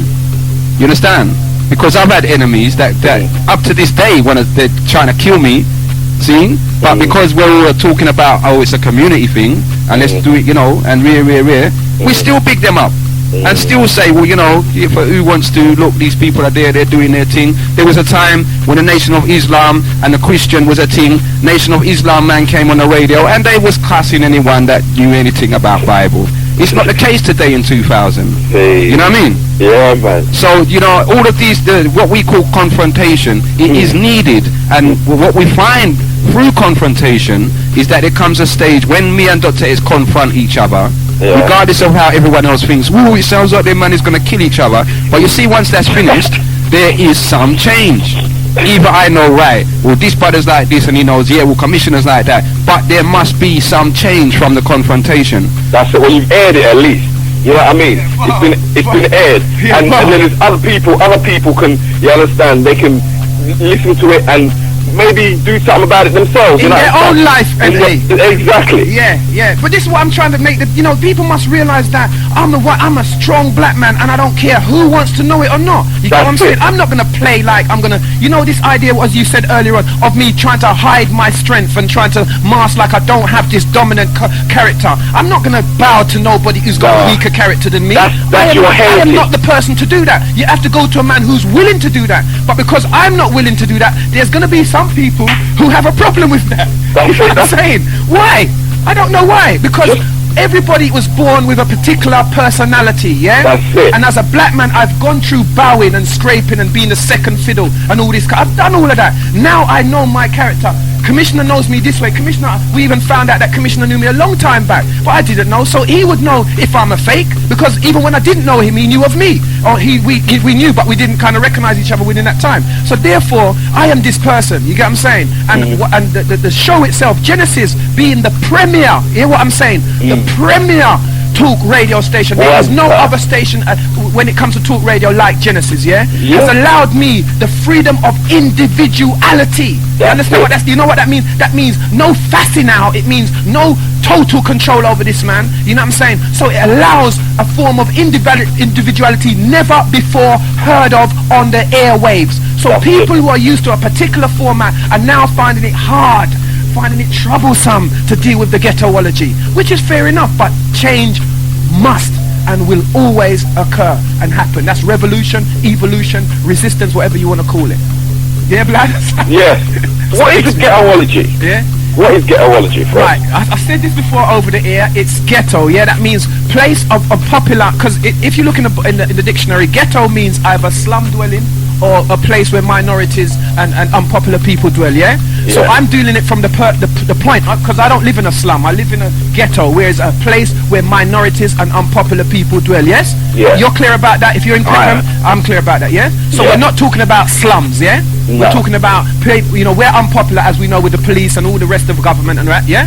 And then the ology now is the study of, it's the science of. Ology like psychology, yeah? Physiology, it's the study and the science of, yeah? Right. So now you have ghettoology. So I am the person that will tell you about your BCs and your whatnots and all the things that we know exist, and there is no other platform for. I can play you where last night I played my boy saying punani over the radio. Sorry, I played my boy saying things that black men usually say, and this is a white guy saying it. So I'm trying to show to black people that the more you become yourself is the less control you other people will have over you, and then a white man like Ali G cannot come in and take your jokes and be more funnier and get further, because you decided to grab your own destiny and your own idiosyncrasies rather than giving white people the idiosyncrasies that they want to see. You understand? All you're talking is common sense. See? That's all. To me, who live in Peckham, live in the ghetto, see black people every day, you're talking sense. I can't see how a lot of people can't take that in. You understand? Yeah. But that's why I keep saying it's for those type of people. So those who are phoning and are upset by it have a choice to say, well, it's like watching something on the television. You think, no, I don't like that show, and switching it off, isn't it? That's a choice you have. All of us have choice, and I am making, as a black man, a choice. You know what I'm saying? Dennis Rowe fought from the, had to hold it for it when I first did the show, because even the people on the radio station were saying, what on earth is this brother on? Commissioner is tapping it. He's one of them too. But as they start to hear what I was saying and realize how I was pitching it and who I was pitching it at, as people from the ghetto themselves, because they know what I'm talking about, they said, see, I get ya. It's just that we've never heard stuff like that before. It's just that we're not used to stuff like that, and we've got a format that no swearing and rare. But then they said, well, yeah, you can get a one-away spot. So I got love from them, man, when they realized the job that I was doing, because it is a job I'm doing, whether some people like it or not. And I will not big up people who are going to tell me that the difference, what's the difference between, they think the white woman and the black woman is the same. I'm not going to do that. For nobody, I'm going to die first. I'm going to give up my life to do that. That's it, mate. Yeah, mate. So, you know what I mean? And it's all about that. It's all about, that science of ghetto, so that now we can start to, that's why we're talking about the baby father syndrome this morning and that, We're trying to say, well, these are things that, where we come from, the urban areas we come from, we know of this man getting locked up, man's in jail right now, box off 6 months, box up his girl and rare. We know that man get injunction and them can't go to their yard. We know that man's sharing, woman's living with their boyfriend and don't want the father to come to the yard because they don't want the boyfriend to get jealous because he's selling weed or he's doing some illegitimate thing and he thinks he's a bad man, and all this, we know all of this. What is it? Is it now you still want me to hide from this? Now you still want me to talk like, oh yes, and people should live in harmony? Is that what you want me to say? No, not on the ghettoology, mate. Better you listen to some other show like Alex. Innit? Because I've been studying black history for 7 years, and from what I can see, your attitude, everything about it is the right way of going about it.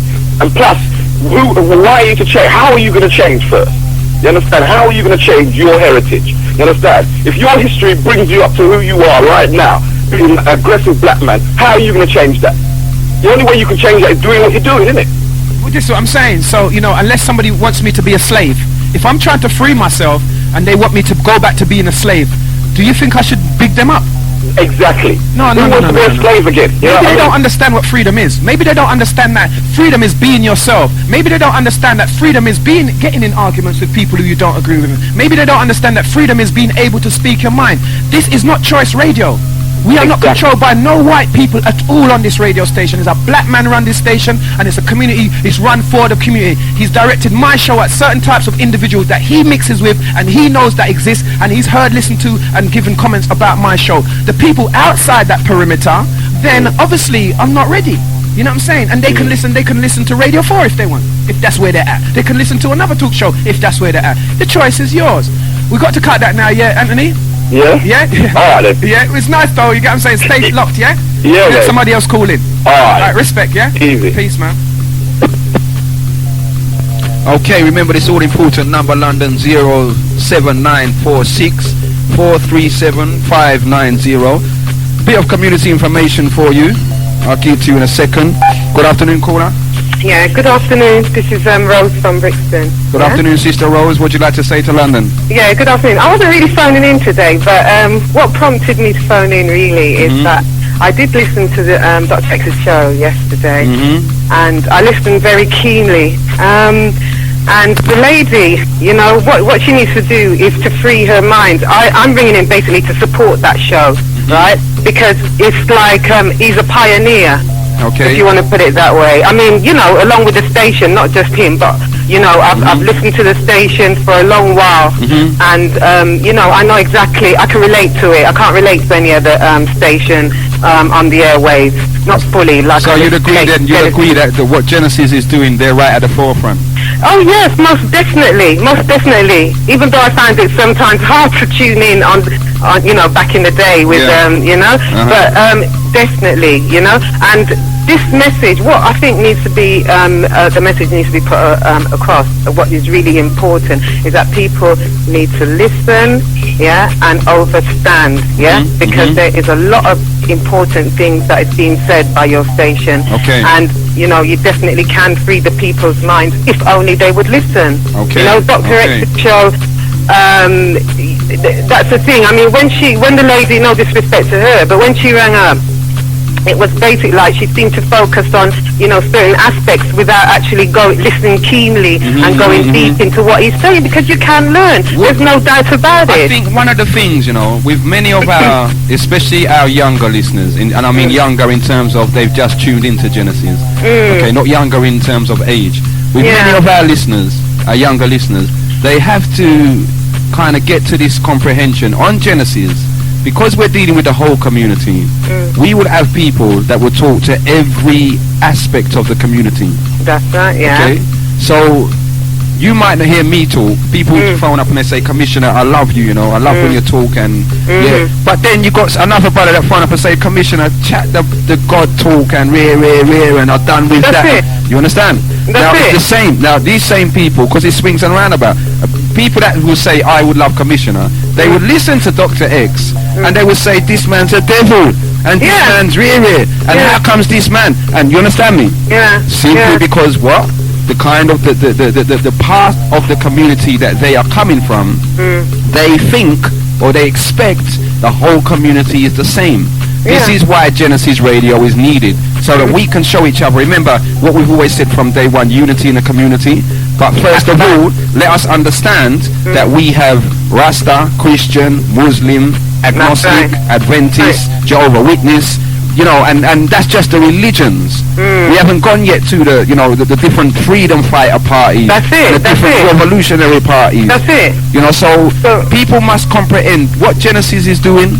We are there for the whole of our community. That's right, you know, and it's just sad when the people who ring in and they really don't get that. But I suppose that's her prerogative. I suppose after sort of being mentally enslaved for so long, I mean, she might ring up and sort of say, oh no, I'm not, but you know, but it happened. I was, but I needed to research. I needed to you know, look at things in a totally different. That's right. different aspects, and and my eyes was open. Of course. And that's the thing. Once your eyes is open, there's no turning back. That's why I can quite easily relate to Dr. X, and it is an important job that he's doing. Okay. And basically, I was ringing up not only to support Genesis, but also to support what he's doing.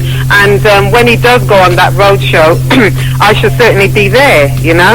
So that message. I mean, if only they would listen. And he said all that. He explained it up quite well on the show yesterday, because even when that gentleman rang in, I was saying, why doesn't he switch him off? Switch him off. I'm sorry, but I was saying that, get him off. So I mean, I said that if that isn't an exercise of patience, right, then I don't really know what is. Oh, please. Thank you. Because if I was on that show, I mean, I do get impatient. I would have switched him off a long time ago. Rose. Thank you, right? Rose. I am trying to show these people the length and breadth of tolerance and patience, and still being a ghettoist. That means that you can still have these we say on rare. You can still have that, but you have to learn self-control, and that's what I'm trying to show the people. You know which calls I had off the air? I was here till nearly after 3. Well, you see, there you go.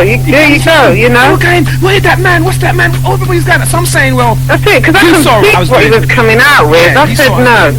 Well, that's all it is. That's all it is then. As long as people who are, like you said, your eyes have been open, and I'm glad you said that, and a lot of respect to you for that. You know what I'm saying? That your eyes have been. It's all about that, isn't it? So therefore, we can help each other to develop, and then you help your children, and then when we're gone, then they've got something else to think about, rather than that same old slave mentality. That's it. It needs to be got rid of. That's and I've got to support that station for doing that. It's Genesis, trust me, it's Genesis. And and Genesis definitely got it going on. So you just got to keep that going, keep that strong message, and never waver. Because I don't waver at all. I'm going to be on it all the time. But anyway, I'll be listening keenly always. Okay. That's all that I really wanted to say. Thanks for your support. Okay, thank you. Thanks. Okay, bye.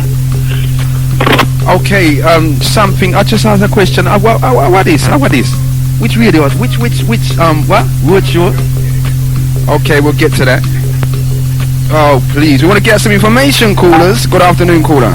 Sorry about that, Commissioner. I'm going to hang up then, yeah? No, what do you want to say? That's Big T, innit? Yeah, well, you know my voice. Hey, tell me something. You know that Mugabe story now, thing? I've been watching it on the news and all that. You ever notice one thing? They never say that he's wrong, No time at all. No time at all. You never hear them say he's wrong what he's doing. And as you bring that up though, Big T, as you bring that up, right? Because I wanted to do it this morning and just through the way we started, but I really wanted to come on here and just give one large, even if it's a hallelujah or whatever, seem to the presidents of Mozambique, Zambia, South Africa.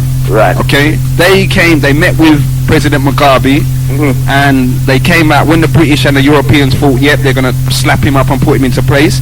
They came out and they said, Britain, hear what? 20 years ago, you agreed to pay compensation to these farmers for the land. Do it. We're backing him 100%. So for me personally, it's like the dawning of a change. When you see more than one African leader get up and back another one and stand up and say, yes, we're behind him 100%. That's what you need. For realty. You know what I'm saying? But you see, you hear that one, that security guard trying to defend one of the farmers, and they kill him. Yeah, because if you had heard this man, and this is a proper, in America they call them redneck, over here we call them BMP, in France they call them fascists. But this man was like, anyone come to any of those blacks come to my yard, I'm shooting them, I'm killing them, I'm defending mine. So what does a man expect? And as you said, it's Big T, because this Zimbabwe thing, we got to go into it. But this week on BBC World Service, I don't know if anyone heard, there's a white man that lives in Essex, okay? And he's a multi-millionaire. Right. And he supplies bully beef and whatever to Zimbabwe, and he's got about 4 farms in Zimbabwe. This man phoned up, they had a show on BBC World Service. The man phoned up and he said, and he's a white man, in Essex. The man said, let me tell you all something. Mugabe is the greatest thing that's ever happened to Zimbabwe. You understand? And this is a white man in Essex. Yeah, I understand. So when these people are talking what they talk, what's happening now is that people are coming out and they're saying, look, You get some of these little niggas who think, as a Farrakhan said, if white people didn't agree with you, you see all these little niggas clinching onto him and said, oh, he's right. Yeah, that's right. That's right. If the white man don't agree with him. Yeah, if the white man agree.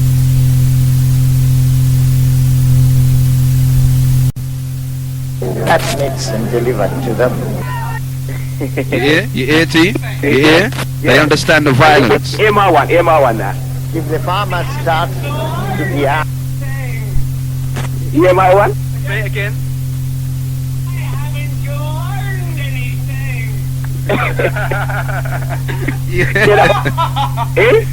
Yeah. Doctor X. Hey, loud and clear. There's another thing I'm going to say, yeah? Yes. You know that little youth from Cuba? Yes. I want to know from last year, that story is too baffling me. From last year, that story been going. What's it all about? Boy, Bridget, at the end of the day, you know what they're trying to do? Remember the movie Wag the Dog? Remember we talked about that movie? Yeah. All they're trying to do is kill the story in Zimbabwe by rigging up this story about a little youth going back to Cuba. Yeah. Also, Big T, what it is that Castro, right? Because Castro's a communist, you know, and the rest of the European world is mostly capitalist, apart from some parts of Russia still, and so, say China and some places, Southern Korea and whatever, what they're trying to do is disrespect, because remember, all them Cubans that are in America right now, Castro kicked them out. You understand? And what they've done now, because they saw that Castro asked for this boy to come back, they've all gone on the streets and saying, nah, he's this and he's that and he's that and he's that. Most of he shipped out all his convicts. He put them on boats, those who wanted to leave and those who was against his system. He put them all on boats and sent them out there. So now they're kind of, getting their own back on him and trying to hold on to this little boy, feeding him all kinds of rubbish on television, telling him that, you know, all kinds of madness. So they're using the boy as to get back to Castro because Castro had a personal say in it. If Castro never said nothing, I doubt if even it would have gone to the news. But they thought, right, we can get back at Castro through this boy, and that's what they were trying to do. But most of them are like people who deserted or he threw out of Cuba. Cuba is a very, very there's like a 1% illiteracy on the island. 1% illiteracy. That means every single human being, man, even beast, can read and write. You understand? That's in Cuba. So you know, and we don't hear of no, you know, poverty. Of course, we've got detractors. But he's not killing the people, them and murdering the people, them and got them under some deep oppression. Yeah, the people that are there want to stay there. The father wants to go back to Cuba, and that's what they don't like. He doesn't want to stay in America like some of these other people. You understand? So I feel that's the basis of that story, and it's just going to keep on. Didn't you see what they had to do? They had to go and grab the youth, by gunpoint, because they realized what's going on. Because what would happen now is that other what's the place called? Yeah, give me the boy or I'll shoot.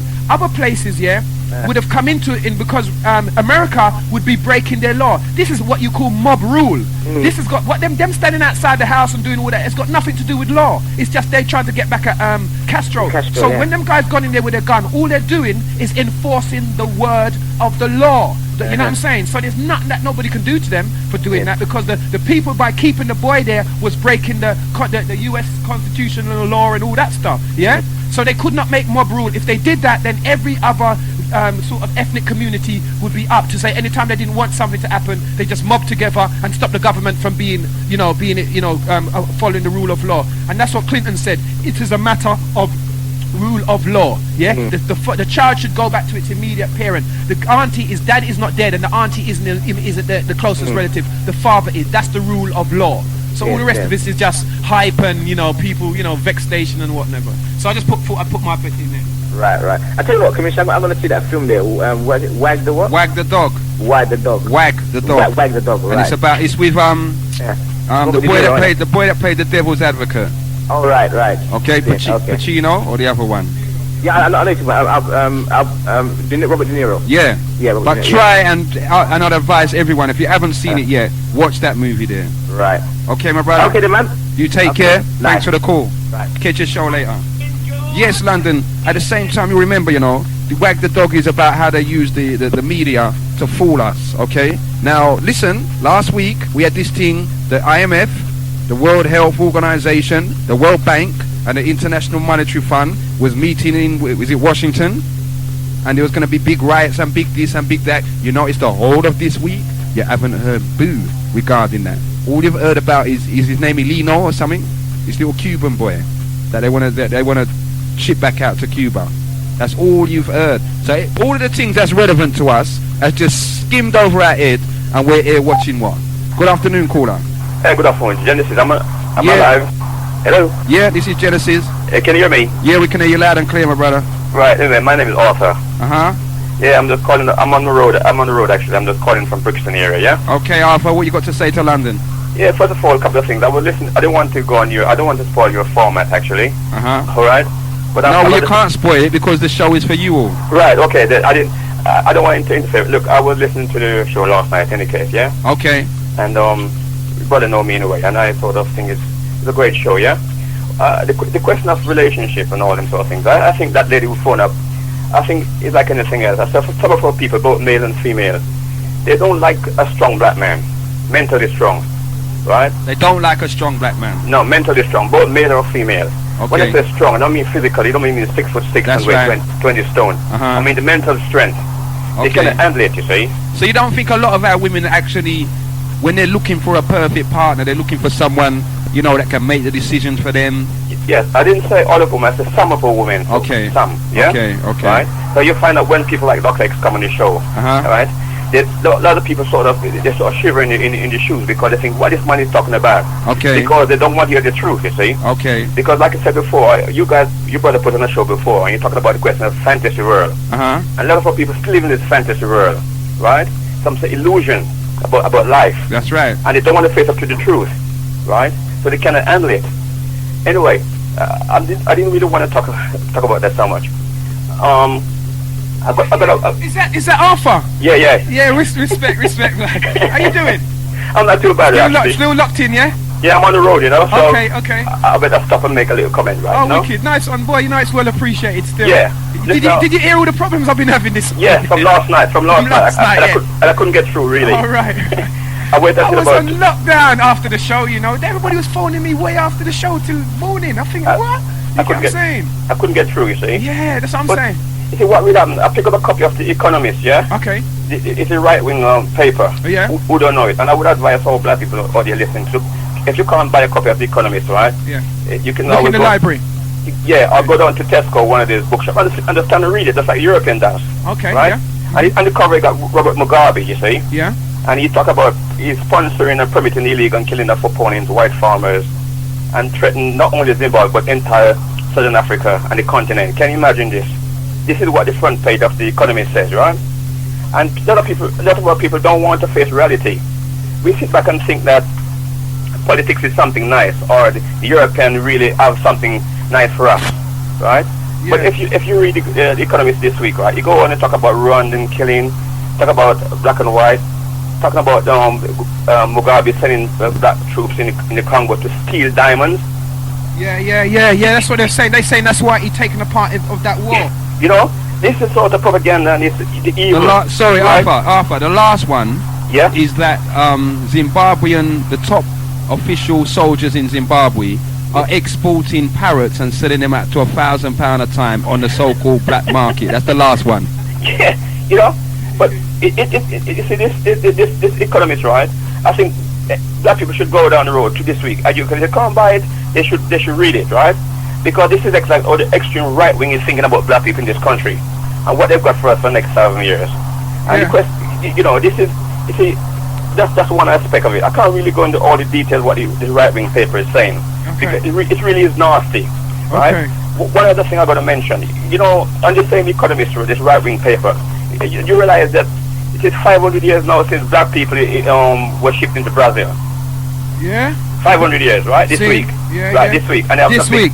This week. Right, and they're having a big thing in Brazil at the present time, yeah? Okay. Now, you know that they're saying, right, that it was only 5 million black people came into Brazil, right? Yeah. But we know it's about 10 million, right? 8 million. Yeah. Because after them died from malaria and all kind of disease when they got there. Okay. Since the last 500 years, right?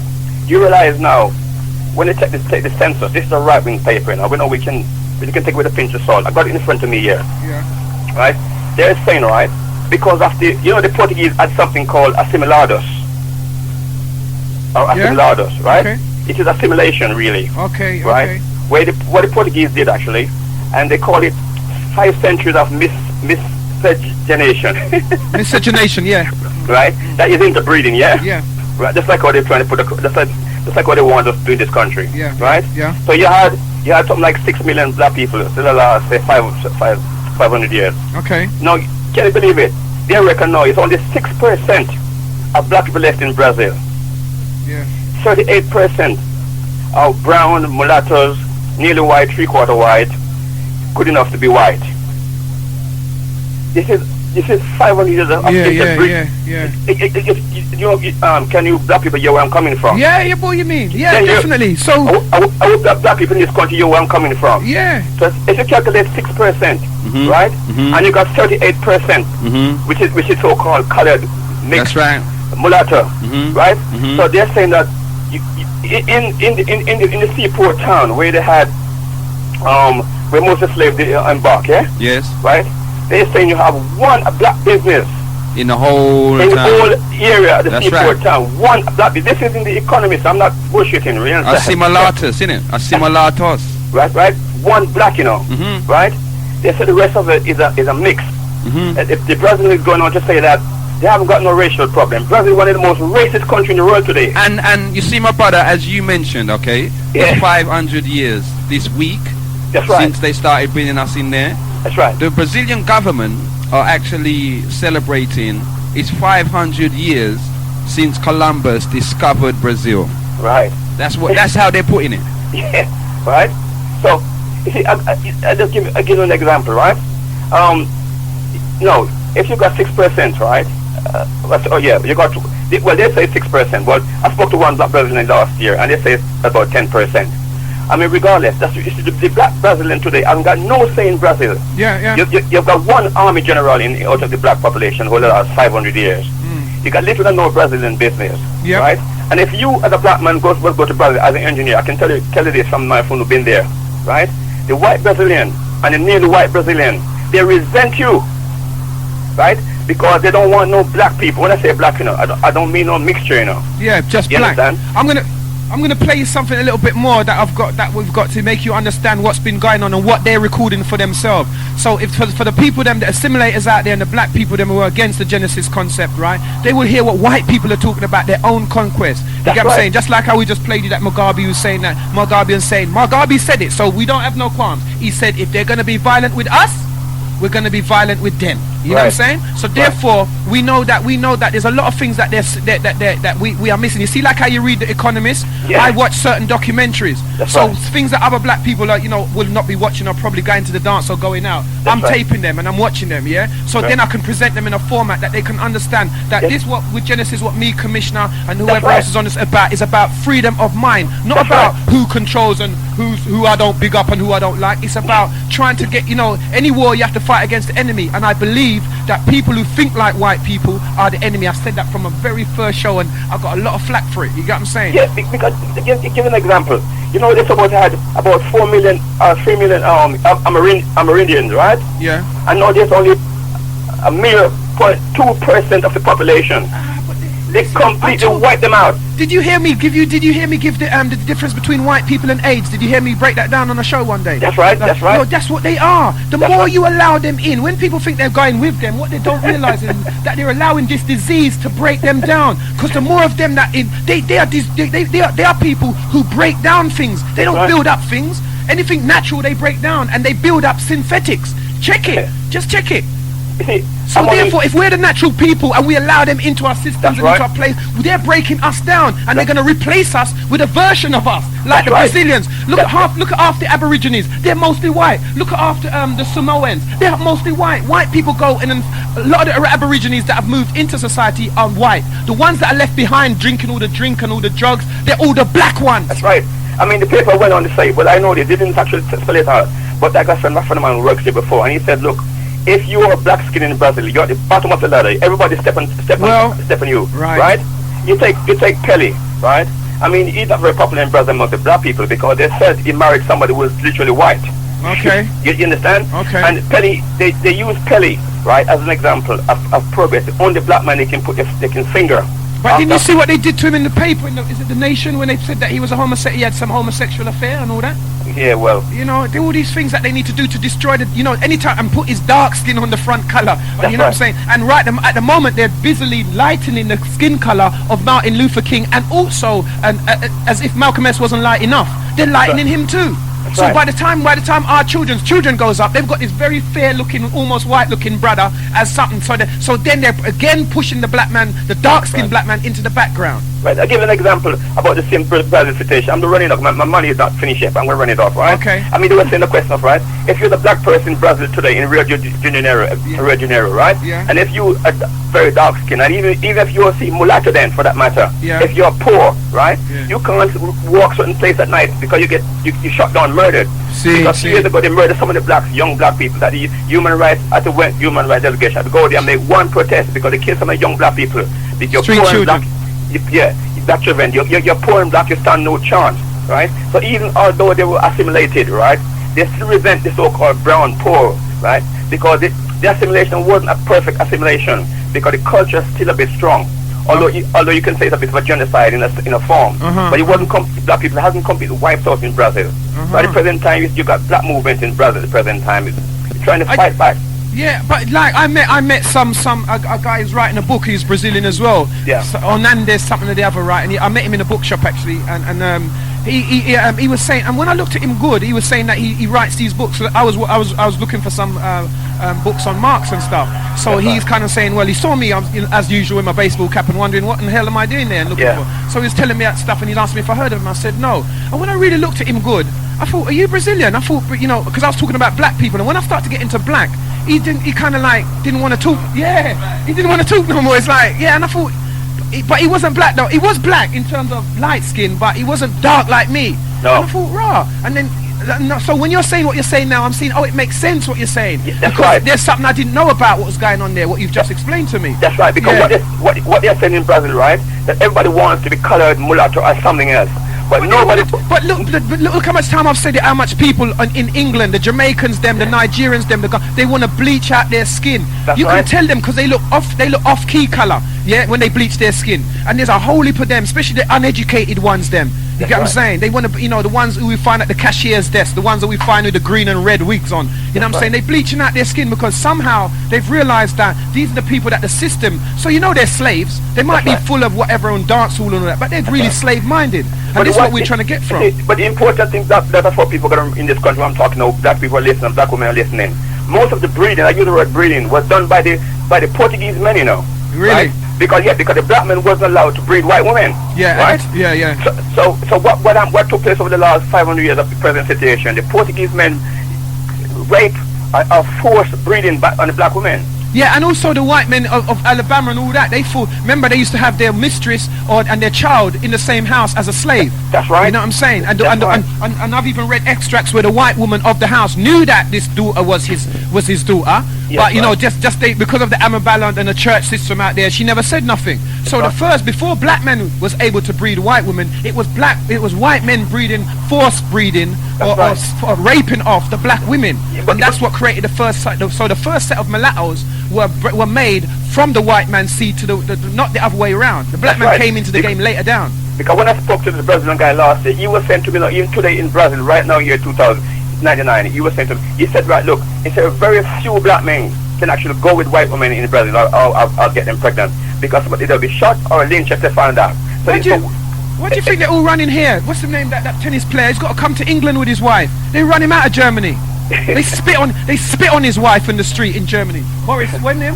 Peckham, the world champion, you know, a couple of time Wimbledon champion. They spit on his wife in the street. He's got to come here to live. A lot of them little mixed race people want to come here because this is the integration capital. That's right. You know what I'm saying? So everybody who's integrating over here thinks the whole world is all cool out there. Yes, but let them step outside that circle and see what happens. You see what I'm trying to say? Yeah. So what in essence does that mean today in Britain? It's a warning to black people in this country that if they think, right, that our sportsmen think they're doing a great job, they're going to find it in maybe 50 years time, if they live long enough, let's say 70 years time, the same children who is nearly white going to have to step on them because they don't want to associate with being black. That's right. Because they're going to find out most of the people now appearing on television in this country. Britain is using the same example now to destroy black people in this country. That's right. Anybody who's nearly white, That's will be on television from now on. No, right. Arthur, that's why we're trying to develop something before they remember the AIDS. Is gonna remember AIDS eventually kills everything.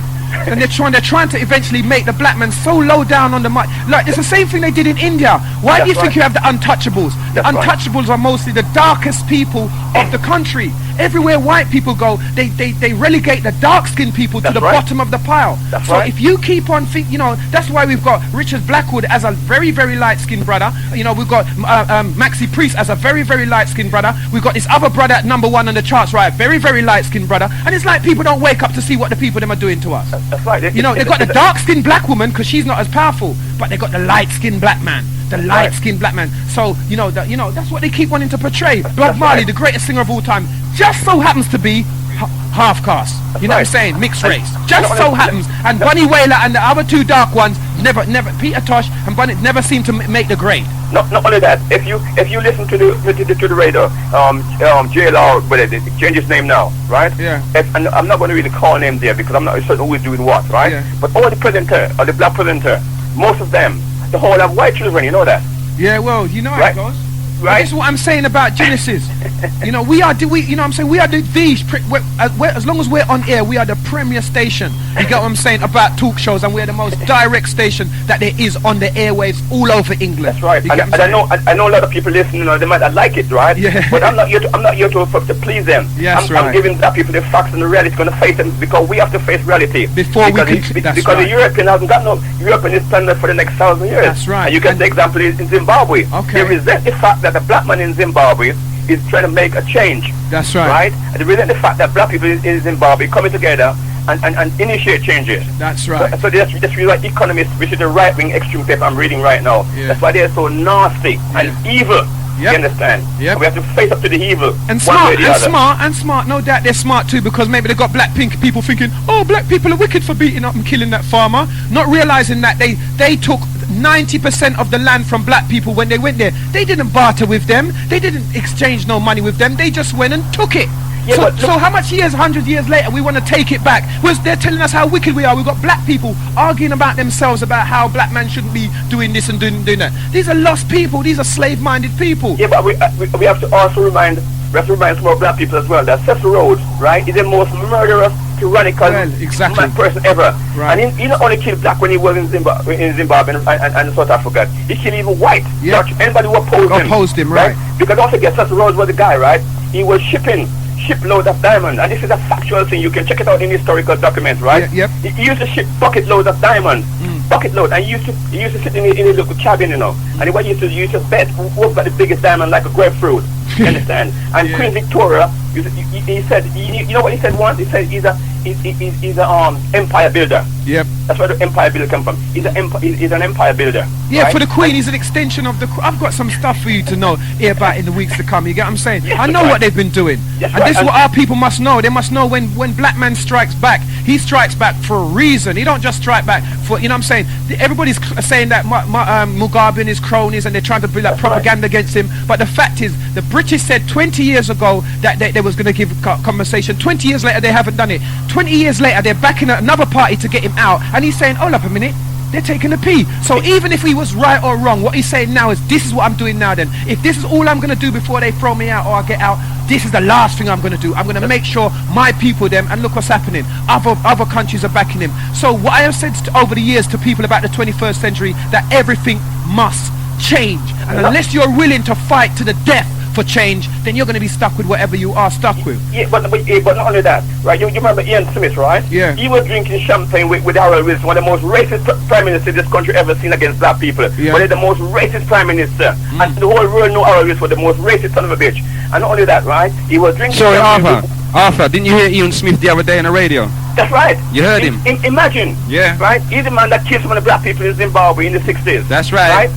And then the right-wing people, I've been around from the time I was a teenager, and I've never read anything, right, condemning Ian Smith by the extreme right-wing papers. That's right. But yeah, Ian Smith is on radio this week talking how Mugabe is some kind of monster. Yeah. You understand? and telling the people that he wants to be re-elected.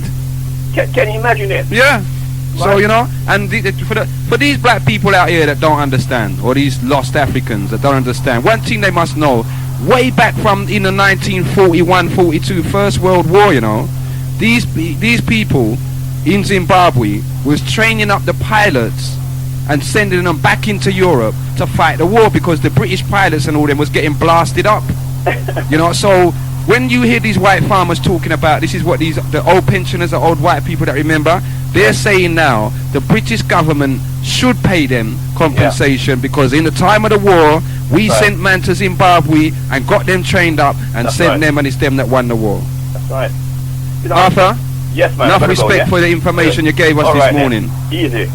Yeah, nice one, yeah? I'm going to just play this, yeah? Right, okay. But they had few rights in their own country. Takes a bit long to hook itself up on this thing. So, we're gonna just let this play. If you can call back in a minute, caller.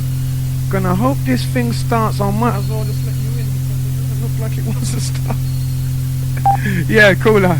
Yeah, good evening. Is that Doctor X? Yeah, speaking. Yeah, good afternoon, Doctor X. Yeah, My name's Chemist. Yeah, how you doing, bud? Fine. Listen, I've been listening to your show for a good little while, yeah? Yeah. And listening to your argument this afternoon and the props and the non-props and everything, yeah? And one thing I've got to say to you is, you're on the radio, yeah? And I'm a radio man. I come from a radio background. Okay. And I understand certain things what goes on in radio. And the politics which goes on in your radio station isn't right. There's certain hypocritical lines that you take with other stations and you gird them down because they're capitalists. But you've got adverts on your show. You've got adverts promoting your show. You've got adverts promoting dances. Your stance sometimes switches and it confuses a lot of the issues what you put as positive. You then throw a negative in it and then people think, but what line are you on? Where are you standing? Do you want to know? Listen, everybody wants to know because your line isn't clear and then you run down people whose line isn't clear, but yours isn't clear all the time. Commissioner knows the flex of when you're on the radio station and you're dealing with it as a community radio station, you've got to make the community feel that this is their station, yeah? And if you block out certain aspects of the community, you're doing what the white people do, you divide and rule. You're dividing the community into little factions so that they fight off different factions. And that's the white people's ideology. That's the dividing and rule mission. That's what Hitler did. That's what Mussolini did. Okay. You're dictating your doctrine, right? And that's to make you have power over the community to say, well, yeah, Doctor X is saying this. My roadshow, come and follow my roadshow. I'm a dictator because I'm dictating this speech. That's why the police and other people are listening out to you because you're going on too radical for them. You can't change the system where you're living in that way. That's not practical. You've got to get the people behind you. Oh, I see. You're one of those kind of people that we're talking about. What kind of people? What kind of people? You're telling me. No, listen. All right, let me repeat what you're saying. You can't change the system. You are trying to be a dictator. You want people to follow you. I'm not. No hold on. No, isn't that what you just said? Isn't that what you just said? Yes, you a dictator. Right. So listen, if someone doesn't want to do it that way, that's fine. You've got to find another way. But you want to embrace all the people. You want to embrace the community. That's silly. You've got to find ways to get to them. Don't you think that is a ridiculous? How can I embrace all the people? Some of you are Christians, some of you are Anglicans. You know what I'm saying? What I'm trying to do is embrace a particular mindset. Don't you understand? Your station. What's your station called? What's your station called? No, listen. Then when you get the station called First Love. I'm not from First Love. I'm from a radio background. Don't put no words in. No, I'm asking you. That's not a word. That's a question. It was a question. Are you from First Love? That's not my background. My background. Did you hear what I said? No, but I asked you a question. It's not saying that you're back. All you need to say is yes or no. I'm from the same place where you are. I'm involved in any station I want to be, just like you're involved in Genesis. No one can't say that you're just. I'm asking you a question, blood. Why are you just taking it there? I'm saying, are you from First Love? And you say yes or no. I'm from radio stations. First Love, one of them. Other radio stations as well. Okay. Yeah? Right? But I'm saying to you that why do you have to take it upon yourself? Do you want me to? Do you want me to why answer? Do you have to do that? What's your name? Please. Sorry. Why? What is your name? My name's Chemist. Right. Why do you have to take the backing of? Why do you have to take the backing of and fight down in your own house? People in your own house. Why? What's the purpose? Chemist. All right, then let me answer you then. Yeah. Can I answer you now? Yeah. Right. Go on. My thing is this. Yeah. The reason why we have to make sure that you, not we. Don't bring us down with you. You. I'm talking to you, Doctor X. All right. You're trying to make as Doctor X. You're turning me into a dictator. You didn't bring the station with you. You're turning me into a dictator. I'm not the dictator. You are a dictator, Doctor X. Dennis is propping you up as a dictator. You are a dictator. What else do you want people to recognize you as? Vlad, listen, right? Genesis, right, has allowed me a certain levers, right? Dennis has allowed you. Dennis has allowed you. Who has allowed you? You don't prop up the man in the station who's fighting you down, do you? So you're saying the ones who are propping you up are the ones who are bringing you. All right, okay. So does Tony Blair? Does Tony Blair prop up Mr. Hague? Does Mr. Hague Tony Blair? Don't listen. I'm talking to you. Did Michael Manley prop up Thiago? Nobody outside there. I'm not talking about nobody else outside there. Well, you can't make me into something I'm not. I'm a person that wants to stand at there, that's creating a ghettoology and wants to stand and be heard and then hold the other people. Take it to the people. Don't dictate. Hold on, my brother, chemist. Okay, we heard everything you said. Now ask a specific question to X so that he can I'm telling him, please don't do that with the radio because the radio's got much more valuable purpose than that. No, but that is not for you to tell me though, chemist.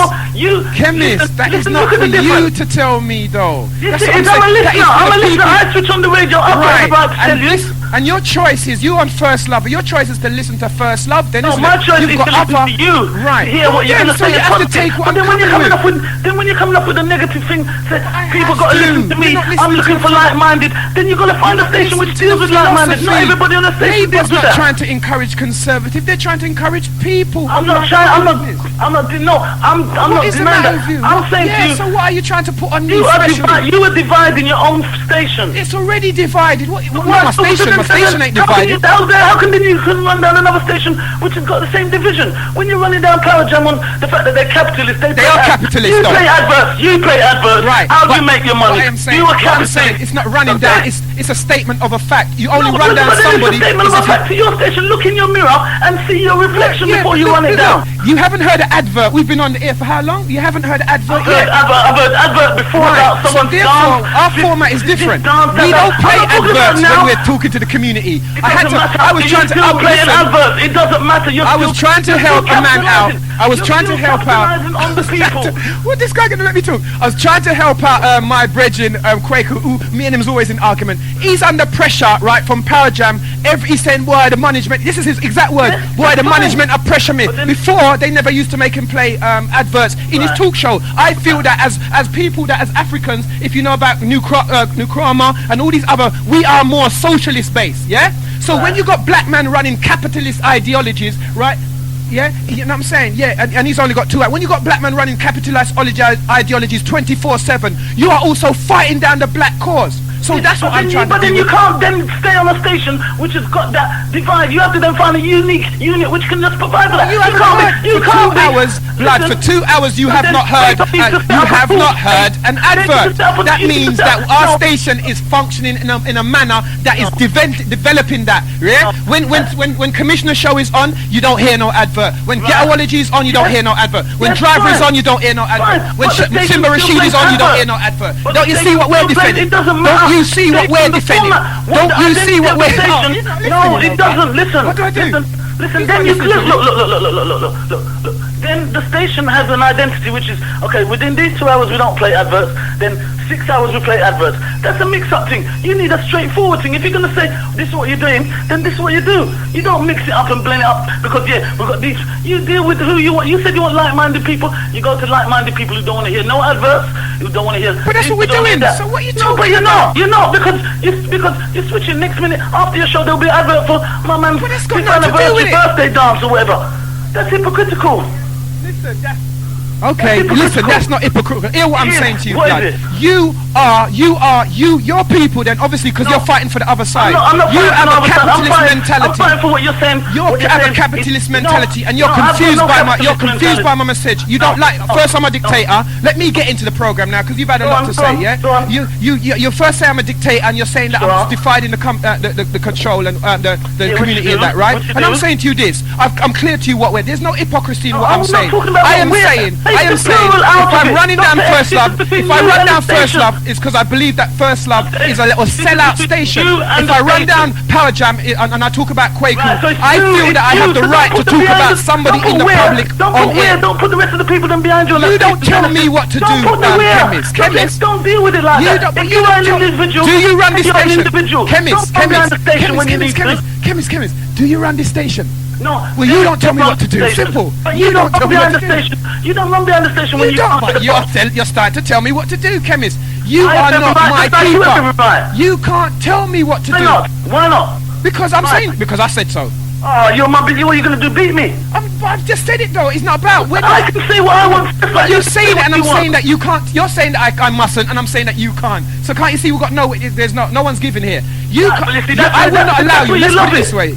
I will not allow you to dictate to me and tell me what to do. Well, I'm not allowing you to dictate to me. Right. So you don't have to listen. You have a choice. But then, no, but I'm saying to give you the choice. But that means you're losing control of yourself. You don't give no one no right. Chemist, you haven't got control over yourself. You don't want to hear me, but you listen to me. That's lack of self-control. No. Because I want to hear the message. I don't want to hear the dictating. I want to hear the message. When you start to dictate, well, that's me.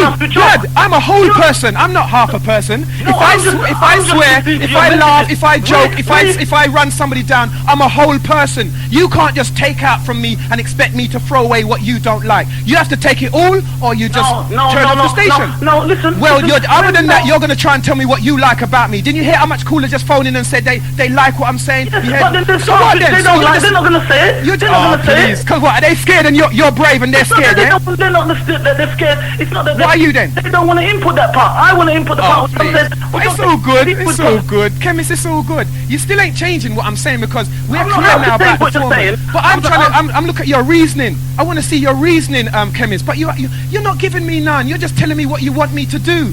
Give me some reasons. Give me some reasons. Don't do that. I'm telling you, don't do that because you ain't got the right to do that. But I have to. I'm doing it, so I must have the right to dictate how you want to program it. Yeah, brethren, chemist.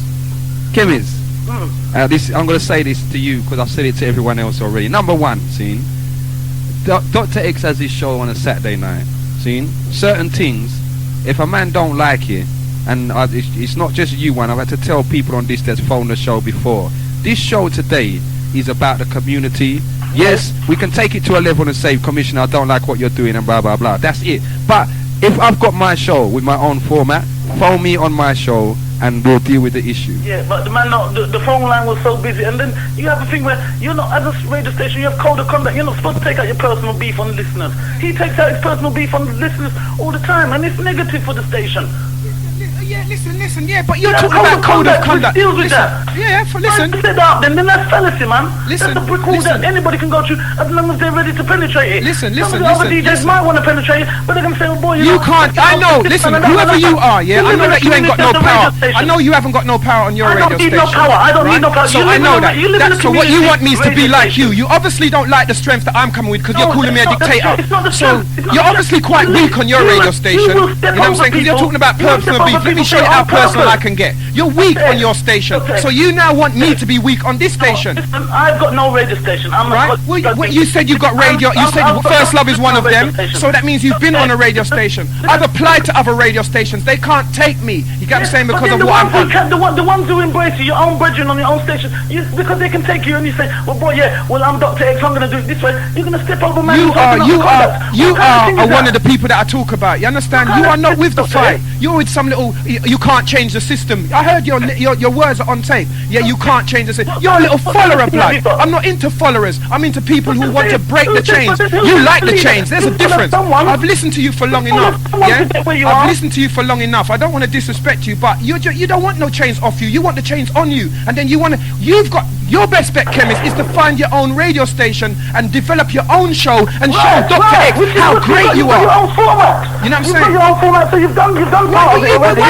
Why are you bothering with me then? You just develop your own show. You're in Radio Land to follow your own code of conduct on whatever station you're on and develop your show and prove to Doctah X how much you can get to the people and make the people know. Because whatever else you're doing on your people, which you feel you have a natural right to do because you're the only one who's outspoken and saying it. No way. There's other people on your radio station who's either gone and left or who's still there. Rebel's another one. What are you talking about? What is your beef with me individually, blood? You need to get up off me, because I don't want to get to that point. This is not my show. This is a People's Talk Show. You know what I'm saying? You need to get up off me because it seems like you're on me.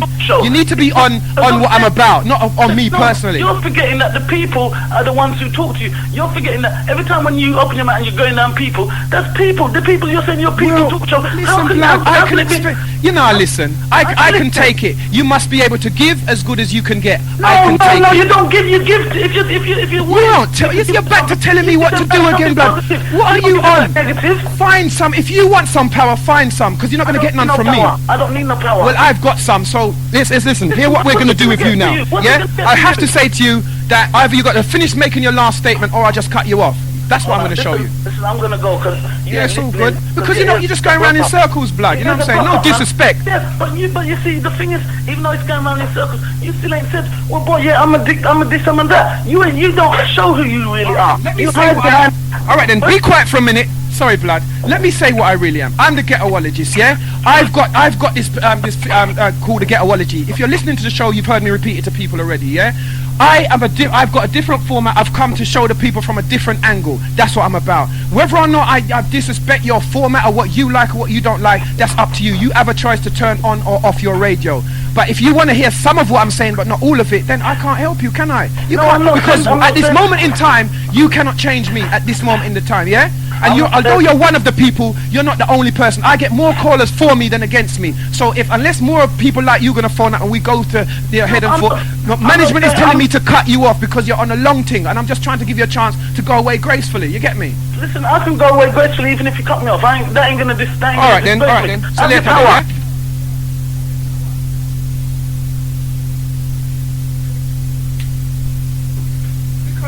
If a man's saying that he can go, that means that he's pushing me. You get what I'm saying? He's want to see what I would do. Let's cut him off. Then that's how it goes, isn't it? You know what I'm saying? A man's to know when to. You know what I'm saying? Just cool down. He's made his point. I've made mine. Cooler. Sorry. Hi, Doctor X. It's Sista P again. Sorry. I'm sorry about that.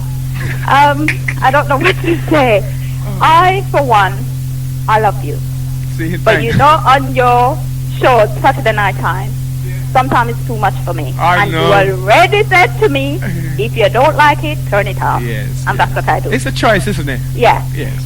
Okay. I think black people expect too much from black people, and maybe it's because racism and we feel that we should look after each other, but it's not like that. We have human nature in every races. Yeah. If you're going to form a group, even a political party, the people then set down laws and say this is what we're going to work by. Great and stuff. If you don't abide by these rules, you can't be by it. Yeah. If I go into the Labour Party and my views are for conservative, I'm in the wrong place. That's right. Any radio station, groups or whatever.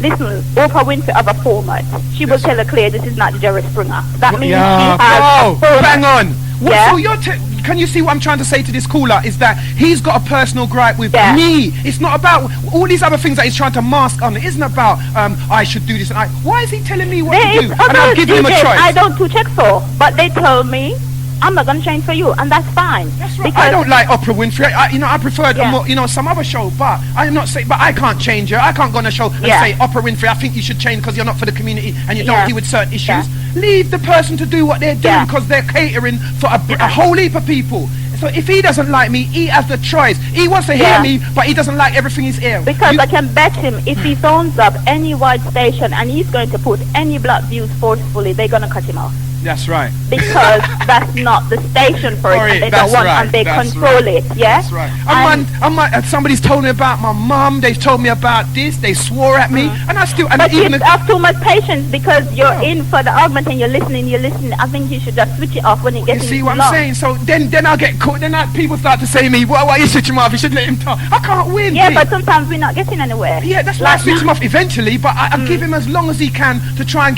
get what his frustration out is, because that's what the People's Talkshow is for. That's what radio's for. Get it out of you, mate, because I'm here and I can handle it. You get what I'm saying? But it reaches a point when I say to you, okay, I think that we've gone as far as we can go with that. What now? And then they still want to carry on. That means that they haven't grasped the self-control that the Doctah X and the dictatorship of Doctah X is all about. It's about not a dictatorship. It's the mindset. And if you're going to go to any talk show and the people are not on that mindset or the host, you're just going to confuse things. And if you're saying all the time it's ghettoology, and they keep ringing to hear something else, they're going to disappoint themselves. And I personally, it gets too much. I don't listen. That doesn't mean I love you less or I'm going to disrespect you.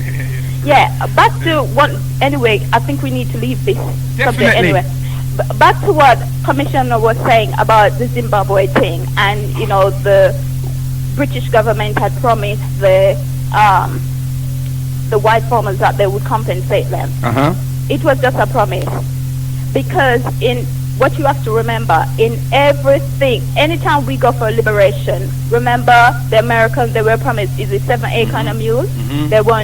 They didn't get it. That's right. Well, that's the point of Mugabe now. The point is that he said, okay, it was just a promise, well then we're going to take it. Yeah. You know what I mean? And that's why we're in this situation. And remember the banana agreement with Britain? That was their way of paying us, and now America is putting pressure on them and say, not anymore. Look at most of the banana that you're buying on street now. They're coming from South America. So I think, the only fight that hasn't been fought is the black man fight.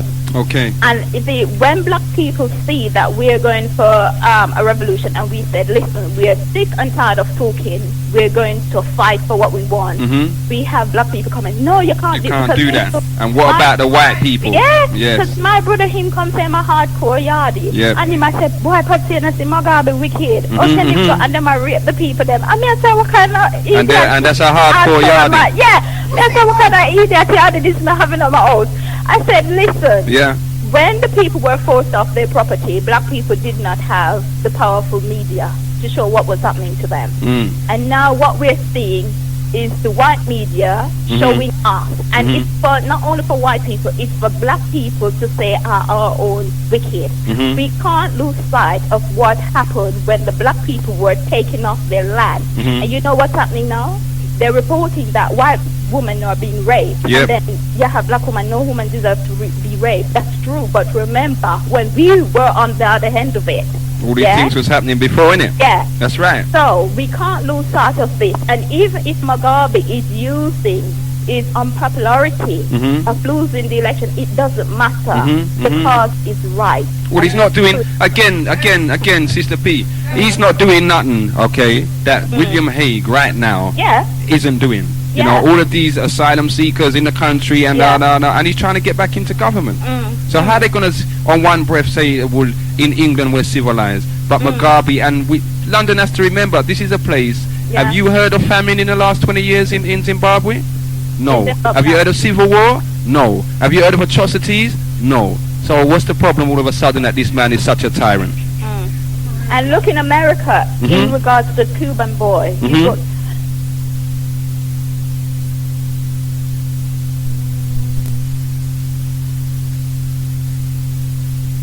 and family said, well, my sister said, and I want to look after them, and they say, no, there's another parent back in the West Indies. So if they had made a ruling for this boy to stay with his parents back into with one parent back in Cuba, then they would have to let the other stay as well, and they couldn't go against their own constitution.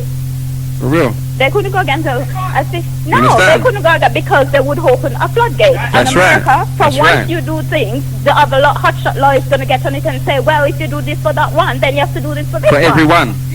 You know what, Sister P, you know what, when people saying about I must let everybody, that's what I'm saying, that if you don't know what's going on, if you don't know what's going on out there, it don't make sense your phone Genesis, you know, because you're on some idiot long time 19th century argument. We're on people who's with the program, we're on people who's resisting and wants to revolt or revolute.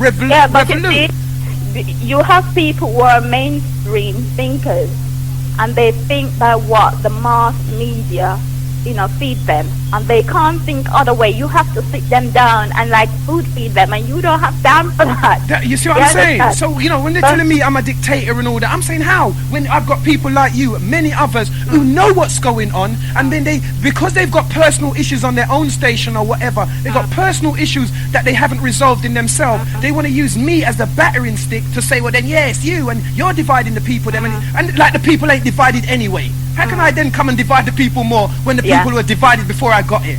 And every nation, people are going to be divided. Nobody is going to think the Chinese, same way. So Japanese. they shouldn't expect that for one person. It's unfair. They're silly. You know what I'm saying? Name me one nation from Stalin. Name me any nation you want, and I can tell you some history of divide or civil war. Name me anyone. So a man that doesn't know anything kind of gets me a bit upset in that sense, because I'm saying he really doesn't know anything about history when I'm telling him about capitalism and he's saying that we do the same thing. All I am saying is that we have a format, and then he's saying, and then he changes his argument. So anyway, I won't stay on that, but I'm just saying that we are socialists, right, by nature, as Africans. We always tried to go, the best man of it was Nkrumah, Kwame, he pushed it the toughest until they found out that he was going to link up, they thought he was going to link up with the communists, and then they threw everything at him and they deposed him, and they overthrew him, and they do it all the time. So that's the problem that we have, that black men over here are trying to use a capitalist ideology and mechanism to try and free black people. Black people will never be free under capitalism, because capitalism relies upon black people to keep it where it is. So when you're being a capitalist, when you're being a capitalist to another black man, all you're doing is supporting the system. That's all I'm saying. I'm not saying you mustn't make money, but try and find other ways of making it more balanced for us as black people, because capitalism is founded on the slavery of Africa. Capitalism, you have to exploit a group of people, and in this case it's us. That's right. Okay, Sis, big up for the call. Okay then. You take care. Okay, try it. We're just trying a thing here. 300 years before. The majority of the whites were descendants of Europeans who'd settled in southern Africa 300 years before.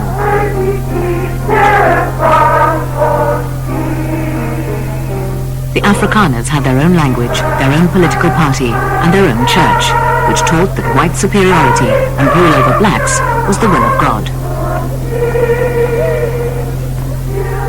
Nico Smith was a theology student and a true believer.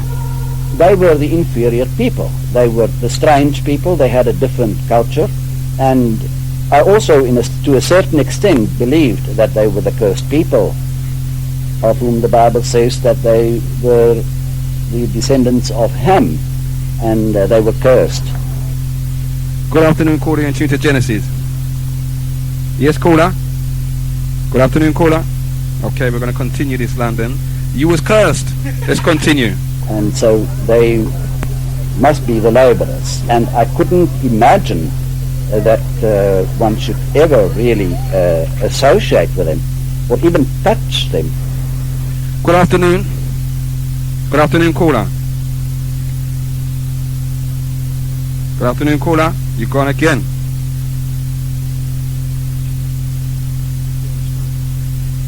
Yeah, so you're hearing what they're saying, So this, you see, he's saying that we shouldn't even be touched. This is South Africa we're talking about now, So, you know, this is what, when a man's talking about where am I going wicked, you are talking about people who didn't even want to touch you.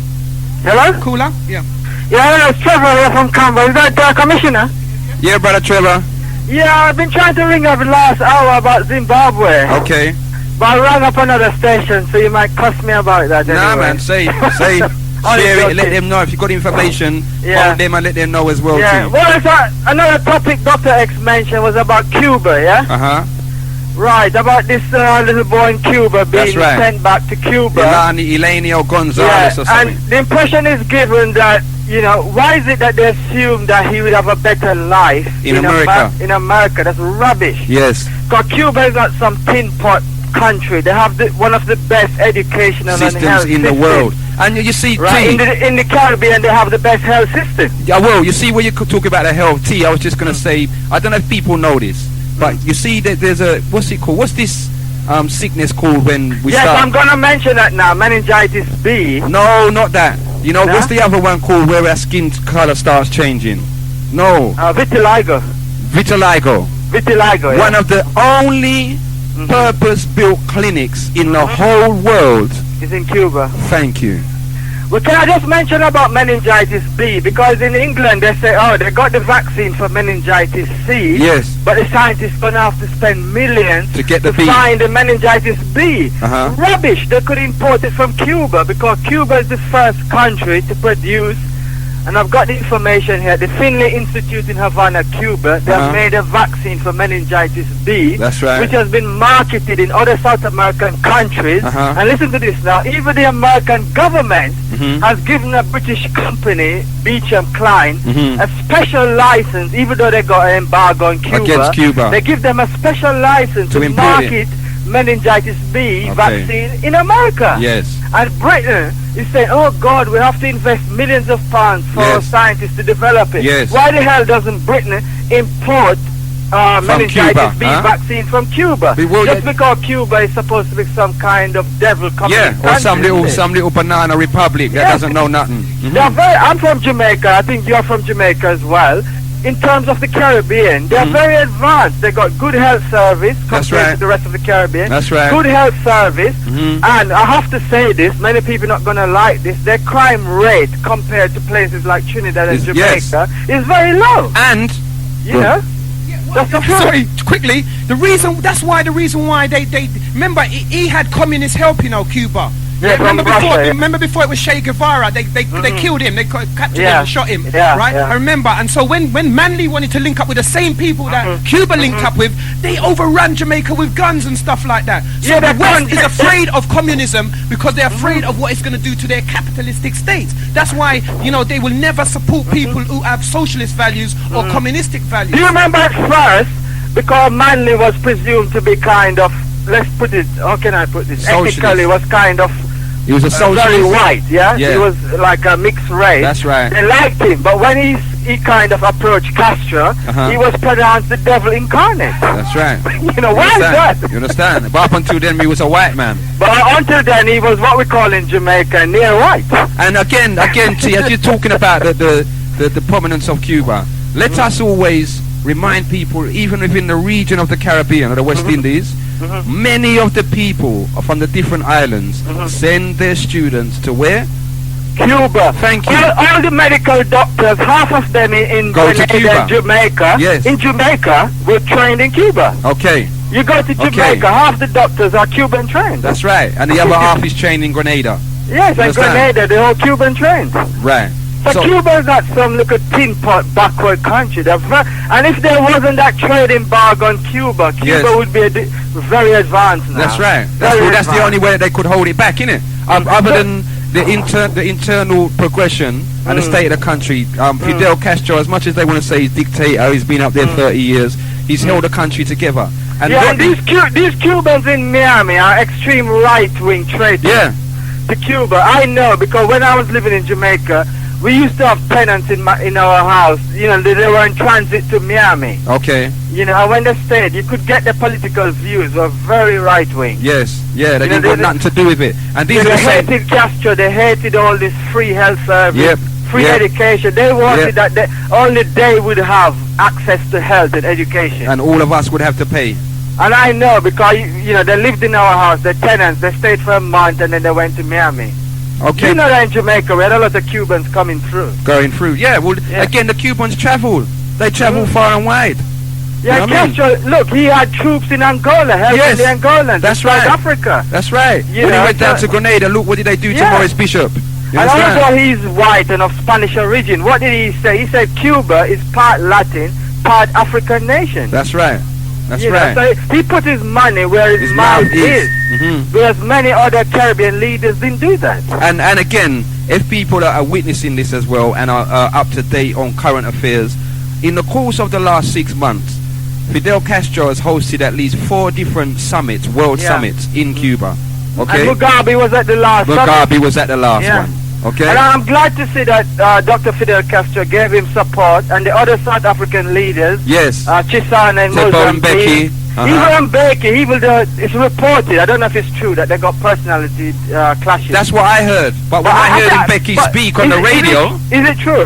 that's what I heard. But when you maybe hear, it's not true. yeah, because when you hear him speaking about Zimbabwe, you'd never think that him and Mugabe has got a personality conflict. You wouldn't think so, my Yeah, brother. but it was good for a change. All the Southern African leaders came together and supported him. See? I have to admit, I expected that they would have this kind of They'll fight him down. Uncle Yes. Tom attitude of Yes. Britain and France and Germany and Yes. put him down. Yes. That's an uplifting moment. Because in Ian Smith came on the radio and Yeah, he said, I heard him, yeah. Ian Smith said, all of the African countries, they all said to Mugabe, you make us feel ashamed and you should stop what you're doing. And then the next day you hear all of them come out and say, we're backing Mugabe 100%.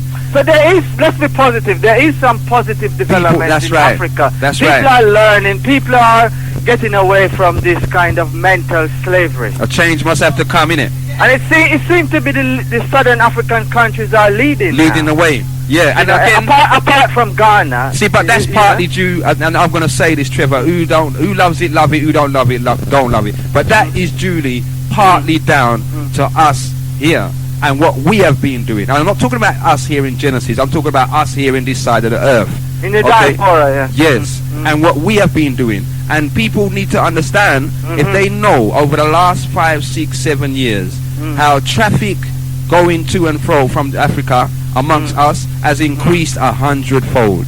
So it's even before that, because you remember in the 60s, you know, the Sugaful, Doctah and Nkrumah. That's right. One of his chief political advisors, George Padma, was from Trinidad. That's from Trinidad. So and if you go to Nigeria now, Nigeria's got one of the largest, what they call Jamaican expat communities. Yeah. They call them, what's the term they use? Ethnic African overseas. That's right. Okay, Commissioner. Listen now, thanks for... Keep up the good work anyway. And thanks for the information. Yeah. You take care. Sir. Keep it locked. Bye. Okay, you'll remember you're in tune to the Genesis 91.6 FM. This is the People's Talk Show. Last part of the show, we was listening to some information on Mugabe, on Zimbabwe, and what these people think about us. We're going to go back into it now until the next call comes.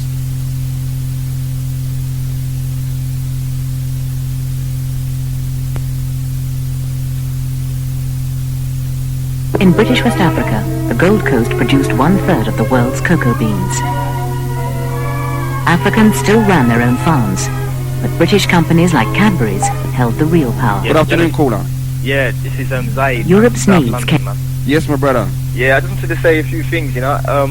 Go too quick, because we're the last part of the show. Alright, I just wanted to say, like, you know, when you're dealing with these European people, yeah, you can't, from what I've read and what I've experienced in my personal life, you can't use the same ideology that they use. Yes, yes. In order to fight them. That's right. That's right. You can't apply the same methodology. You can't do that because I was listening to one brother speaking. This was a white man as well, you know. He was speaking in America somewhere, yeah, and he was saying even he was saying it. He was saying that he was talking about the black people in America and how certain people, the Asians, come over and exploit the black people and whatever and all them kind of things. And he's talking about the jails in America, how most of the jails are populated by black males. Yes. Yeah? And like how many all the Asians, certain Muslim men come from Saudi Arabia or Pakistan, and all they're doing is basically replacing the Jews by exploiting black people. Rude boy. And check this, yeah? They're using the same mentality, right, as the white man to exploit the black man. That's what I'm saying. Now you see what I'm... What's your name, sorry? Zaid, yeah. Now you see what I'm saying. There's people that keep telling me that I'm dictating. You know, there's people like that who know that this system you cannot. But wasn't he said, "Boy, you got a cow that conda." This is what he's on First Love, which is a station that was meant to be for black people, and turn out importing people, all white people from all over the place. They keep switching on you, and if you keep using their philosophies and their ideologies, you're gonna lose, and you're gonna be a slave to the system. Most definitely. And even Malcolm said that if a man speaking French, right, and you're speaking Spanish, you can't communicate with him. But in the same way that if man is using aggression towards you, right, you got to use aggression towards him. But doesn't necessarily mean you have to use that same ideology, though. Yes, I'm saying you can't use the same ideology as him, because using the same ideology as him, he knows where you're coming from. He knows your next move. It's like you're playing chess, and he knows your next move. And he knows your next move. Yes. So he's there the day before you were there. Right, so this, can you see why in Somali they've madded them in Somali? Can you see how they mad them in Vietnam? Because they use tactics that all their military training wasn't ready for. You know what I'm saying? So therefore, when you're doing a move like such as that way, like we as a pirate station, we are the only true pirate station because we are the only ones that are willing to push the boundaries. And that's what pirates are there for. Was that pirate of Jamaica, when name Captain Morgan? Did he do all nice, decent things and do all the things that he did? What he did and messed up his own country. So they gave him Jamaica. So if we're gonna do them and do the code of conduct and put ourselves all in place and do everything nice and neat and tidy, do you think we're gonna get anywhere? Do you think we're gonna affect our people any more than what anybody else is doing? Them little capitalist stations that they say I'm fighting against. I'm not fighting against them. I'm saying it's about time you take your finger out of your bottom and start to realize what's going on. Yeah, and let me tell you something, one other thing as well. Backing up what you're just saying, yeah. Like a lot of these people there, dictatorship. Right? People understand what is a dictatorship, right? If you're looking at a dictatorship through like a European perspective, right? People think dictatorship is just like killing people ruthlessly. You know what I mean? Just like that ain't really a dictatorship. You know what I'm saying? Dictatorship. Sometimes black people need a dictatorship to come out of their way of thinking. You know what I'm saying? They need like black people, for none of us to come to raise up a level, right? We need the kind of like leadership or kind of like communication we need the hardcore. We don't need no pussyfooting around, no pet, no powder, and respect. Don't need none of that. Respect, Zaid. For how many thousands of years of slavery still being exploited, still being killed now, right? And you're gonna come and tell me that we're gonna need some kind of little soft talking. Right. We don't need that. Okay, respect, blood. That's what I'm saying. That's what you're saying. It's not you only saying it, but these people, they keep riding me and saying to me that because these are the people who are like they don't read books, man. Or the house niggas versus the field nigga. I'm a proper field nigga. You know what I'm saying? I'm a Nat Turner type person. Me too. Yeah, so I'm thinking it's like, you know what I'm saying? So if they're gonna come with some kind of housey nigga type mentality and talk about let's follow that way of doing things and all of us join together, considering that we think different and on different parties, then obviously there's gonna be a problem. But that's not my philosophy. Like Sista P said earlier on, if you're Labour, you got a particular ideology. If you're Conservative, far right wing, if you're BNP, you got a particular. So what are they talking about? You've got the choice to say, well, I like Commissioner, but I don't like Doctah X. That's your choice, clear. But I don't think you have, or anyone has the right for me to say to you, Zaid, I think that you should stop eating pork, or I think that you. But what I can do is suggest and give you the like say that pork has got maggots and that. Then you make the choice. I'm giving these people choices, and they keep saying I'm a dictator. But that means they've got a problem. For real, but these same people, right? They would have a problem with say the government or the government legislation in this country, but would they jump on the government as quick as they would jump on you? Would they say no? They wouldn't do that. No. So they got the energy and the zeal for the next man, but for the government policy or anything like that. Would that same black woman that phoned in earlier on and went off on you like she's I don't know where she's wrong, but would she jump on the government or within their policies? Would she write a letter? Oh, I think you're this. She wouldn't. I don't think she'd do that. No, I don't think so either. For some unknown reason, they got the strength and the energy for the next other black man. For the next black man. I don't understand their psychology. Anyway, but I don't want to stay too long. Respect, Zaid. That's what we want. You know what I'm saying? Because we got to take it to the next level. You know, like the guy, like the caller was saying before. You know, Africa is making changes. So that means for the 21st century, as it's kicked in, we're now seeing changes. We want changes. So, and if they come anyway, by any means necessary, as Malcolm X used to say, you get what I'm saying? We want changes, and I am about change. So if you don't like it, just just stay with the old-fashioned view that you had before. But don't come to me. Otherwise, you're going to be my enemy, and I'm going to have to fight against you. And I'm sure that I've got people on my side. Yeah, you got enough, man. It's going to have to come in. You know, like you have to look at the Mau Mau situation in Kenya. You know what I mean? Yeah, you know what I mean? And some blacks had to go, bro. You know what I'm saying? Yeah, blacks had to go. That's how it is. That's how all civil wars. If you're not with the program, you must be the first enemy. Then you know what I'm saying? All civil wars like that. It's nothing new, special to black people. Yeah. Chinese, Japanese, all civil war is the same. The same kills the same. And it's not even. It's not a case of just like it's you know same kill the same. And it's not only just like man on man, male, female, child has to go. Serious thing. So they think this is a joke. What I'm on. They think that we're going to talk like this forever. We've got to evolve. We've got to revolute. Simple. Most definitely. Respect, Zaid. If you can, email. Can I have the email address and thing? Yeah. My one. Yeah, well, whoever. Or Genesis one. Genesis, yours. Yeah, mine is Doctah as DOCTAHX. Yeah. At email.com. Alright. Yeah, and Genesis one is Genesis Radio. Yeah, one word at ISDOM ISDOM dot ZZN dot com. Is that up? Is it up and running though? Okay, it's up and running from last week. Yeah. All right, nice. Yeah. All right, respect. Peace, nice.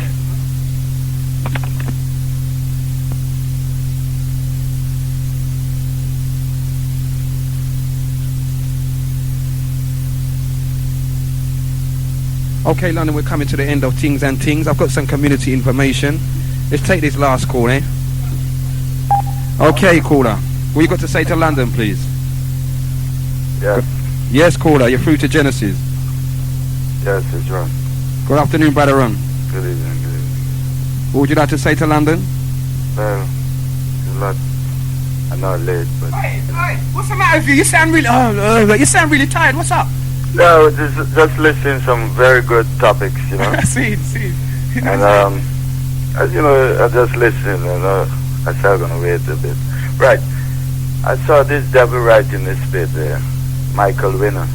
Sending the SAS, then I'll deal with that King Bully, right? Yeah. Yeah, whatever. Hold on, brother. To bully and prosecute the oppressed by force or threat, it's something we all experience as victims. Okay. At the moment, King Bully is the wall, is Robert Mugabe, president of Zimbabwe. Hold on. Okay.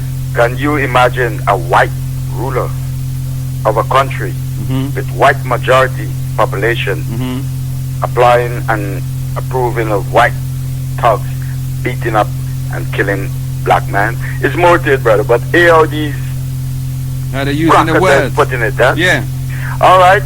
When you were raping my sister and chaining my brothers them. Yep. Right. Yep. And with the land. Yep. Right. Understand? Nobody. When Italy went into Ethiopia to take the country away, and the king of Ethiopia came to Europe and said, "Europe, help me." Europe said, "We're not going to raise our hand against the Italians for a barbaric race like you." So what is people talking about? But hold on too. This devil would die. What's his name? Harold Wilson. Okay. He said he would never send troops to kill his white brothers. His white brothers for these barbarians. So when some of these, that's what we have to. We have to understand, you know. I was listening. I was listening, and I heard some very good topic, even from. Yeah, but you see, sorry to cut into you, but you see, Commissioner's clear. I think that he shows, if you listen to him on the radio, and when it comes to Africa, he's up on it. I think we're all, you know, I think he's more up on Africa than me personally. But what we clearly understand, yeah, what we clearly understand is that we know this is a revolutionary. Genesis is a revolutionary station. We know what the forces they're using. We know all these people. Who do you say, Michael Winner? He's an idiot. He's a little puppet because he's what is he again? He's a film writer, yeah, and he writes films, and he's in the Times every week, yeah. So he's some little socially. You don't listen to them, man. Them man got no say, man. Them man, they're just mouthing up. You know what I'm saying? Them man, they got Picasso painting and that $1 million painting in their yard. Them man, they is extreme right wingers. So let them man, they go. And I know. And when I look and see, they say here they put it, 2 white farmers die, right? So what? And 5 of the opposition leaders, but the 5, they don't have no color, you see. Listen, the 4 policemen, they put 41 shots. They shot after this boy 41 times, and one of them hit him 16 times. The other one hit him 4 times. The other one hit him 16 times. I don't want to hear that. And furthermore, it's laughable, really, isn't it? Yeah, because I don't even think it's something that we should take on board because it's laughable. You get what I'm saying? The day when we start to take them things back on board again, it's like we're going back in time. No, but we got to show some of our brothers and sisters these facts, you see, because some of them, as I always say, still have the hood over their head, you see. Okay, let me just play this for you, just to let you hear this while you're there. I hear it. Listen. Europe's needs came first. The best land was used to grow the crops they wanted for export. Yeah, Europe's listen. needs came first. The best land was used to grow the crops they wanted for export, not food for Africans. In the Portuguese colonies, 98% of Africans remained illiterate. Farmers were forced to be laborers on the big plantations for low cash wages. In Mozambique, Leia Umbasima worked in the cotton fields.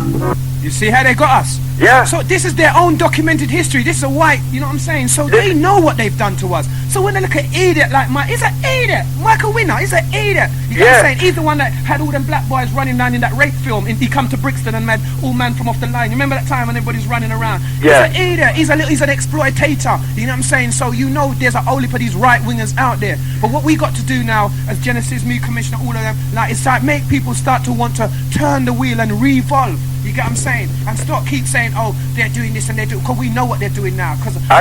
We know what they're doing. Now we know, now so what we trying to is run, isn't it? Yeah. We're trying to evolve the situation. You get what I'm saying? We're trying to say like to you yourself now. Say to you, well then, come and say to me, well, boy, Rare, this is what we're doing, and this is the information of the day. You get what I'm saying? But you see them little comments that these little these people make. You get what I'm saying? I think we should just forget these little right wingers because it's like quoting something out the BNP. You gotta expect them to say that. You get me? But if it's something like what somebody who's like masking like they're one of our friends. Yeah, there, yeah. Get us something like that. Get us what they're saying. People who are pretending they're one of us and then slipping up and saying something off key. But Michael Winner, you get what I'm saying, them man there. Sorry, Ron, but I just want to. Yeah, no, I know. I just read, because these people is right wing, far right wing, innit? But I don't worry them. But as this bloke said the other day when they're saying, oh, they thought these other African brothers then would get against Mugabe, you see, and criticize him. But when they didn't, nobody said nothing. You see? For real. But you get again, Ron.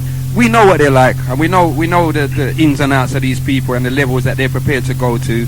And it's a great thing to see that from 2 weeks ago, when man like this Michael Winner and all the rest of these punks was talking, sending the troops, sending the army. Yeah, sending the army. Yeah, sending that's all they want, As I always say, they think that always the strong will always overcome the weak, you see. That's right, that's right. But one day the strong, and that's why you see these brothers in the bush, as they call them. This is where they chase my brother and sisters and put them in the bush. What's one man doing with all this land? Bigger than the size of Wales, the country. Huh? Right? Who he buy it from? Who did he buy it from? They've got him claims him buy it from the government the other day, one and couple. Now that's what they use. Every time the propaganda hits them, oh, well, I just came the other day and I bought it. What do you mean? You buy it from somebody else who did leave it? That's what you're talking about. But who did he buy it from?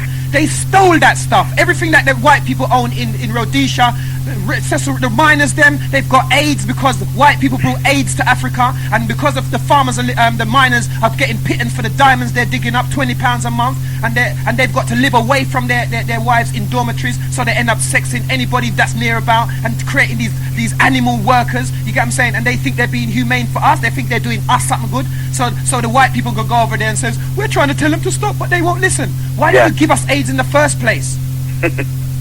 And what's his name there? This Ian Smith. I want to know why they didn't attack his farm. Yeah. He's the one I want to see they attack his farm.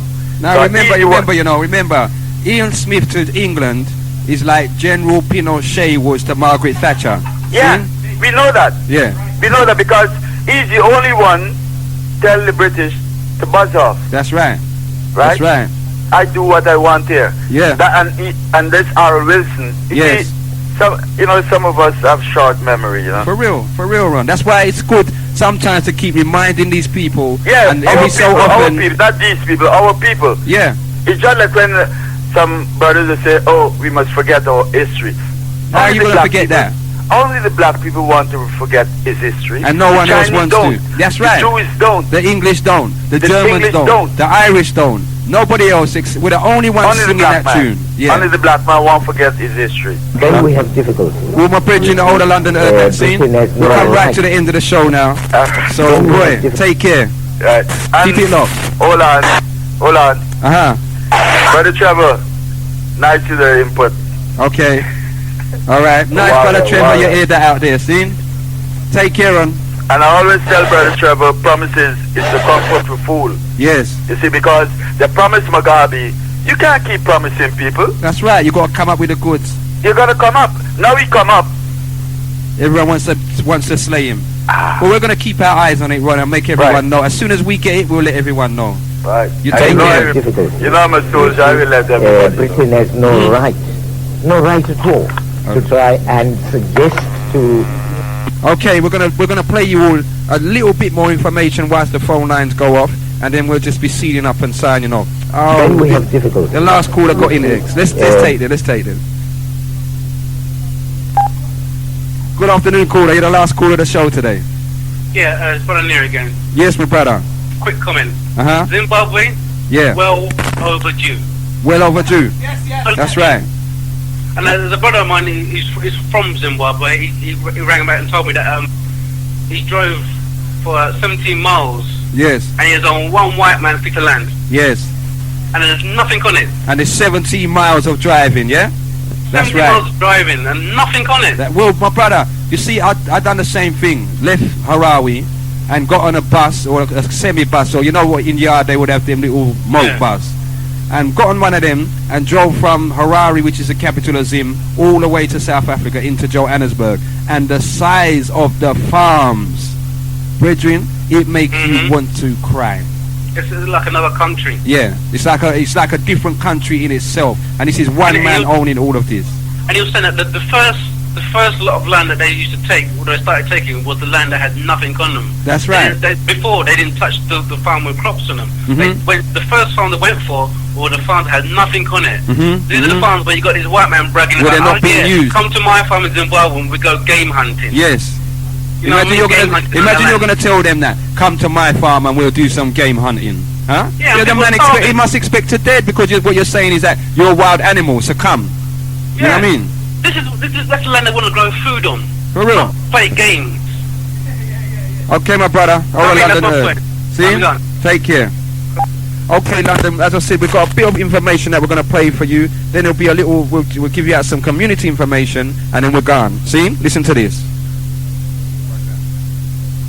Britain has no right at all to try and suggest to the rest of the world that we are a failure. Nor have they a right to try and suggest to us what we should do. So there you have it. You get what I'm saying? They have no, so this is a black man, yeah? This like what I'm saying to the caller that phoned me. He has no right to suggest to me that I should operate in a way. Just like is McDarby a dictator? McDarby is doing what he can do. You get what I'm saying?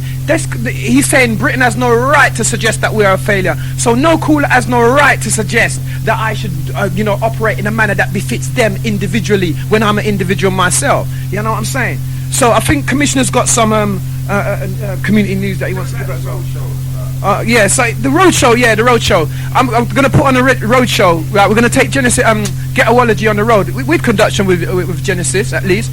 You get what I'm saying? And we're just going to gather together like-minded people, see if we can come up, talk about the same issues, but face-to-face, you know what I'm saying, live. We're going to have some security there, because if we get this kind of people that want to, you get what I'm saying, yeah? Just talk about issues and see if we can come up with something that's workable and that we can feed around the rest of the communities like Leeds, you know what I'm saying, wherever, or Brixton, and, just turn it around like that. So that's what the Ghettoology Roadshow. So if anybody's interested, yeah, you've got my email number, which is Doctah, that is DOCTAHX, yeah? At email.com. You know what I'm saying? Just give me a little email or whatever and let me know. So between now and sometime in May, we're going to arrange that. We're going to have a venue, sit down, probably have something to eat, talk, you know what I'm saying, and get something on the road and see if we get some stuff written down. So anybody who wants to write stuff down, be a part of that evolution there, you know what I'm saying, we Genesis and the Ghettoology especially, because it is, again, is it my dictatorship again? But it will be the Ghettoology Roadshow, you get what I'm saying, in conjunction with Genesis, not Genesis, you know what I'm saying, it's not like all the presenters, but any presenter and everybody from the station can come, but it's still the Ghettoology that will be headlining it, you get me? So that's that. The Commission never knew about that, so I'll give that, yeah? Okay, and London at the same time. Come on, be quiet in there, lads. Be quiet in there, please. Thank you. Okay. We've got one call. Yeah. Yeah, we've got DJ B in here, London, and he wants to come and beat us, see? So he's telling me, 2 o'clock gone. Okay, we're finished now. A couple of things I would like you to take on board. Next week we're going to try and give you some information on this money that the London Borough of Lewisham are applying for. X amount of millions to do up Lewisham Town Centre. Okay, so next week we'll have some information on that, and we'll let you know what's happening and is it relevant to us. We don't want this to happen again where they get money on our name and on our behalf and we not see none of it. So hopefully we'll be giving you some information on that. Also, the Nation of Islam shall be having a conference down there at the Willesden Library. This is on Sunday the 30th of this month, and it starts at 5 p.m. and it's from 5 to 7 p.m. and it's being put on by the West London Mosque 1B. Brother Michael Muhammad down there is the leader. Well, they shall be talking on the day, discussions on DJs, cleaning up the airways, owning your own legal radio station, and a question and answer shall be taking place as well.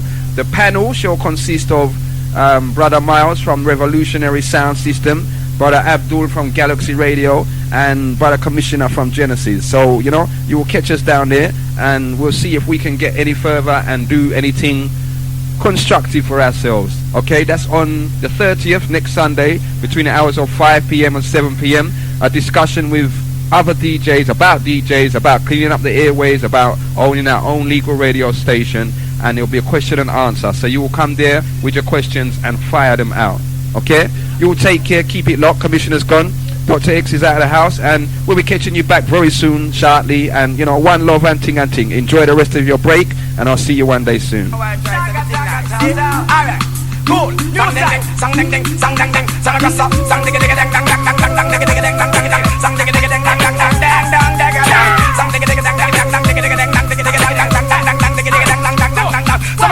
Yes, I, cool I, me have something to tell the eye. But in my chest, bag of the DJ one, don't see a mute eye. Me see my girl from the pipe, me see my fling back, I like the eye. Say one text, I say broke off, put on to cut one eye. Me just bag of the radio girl, that is not a evil guy.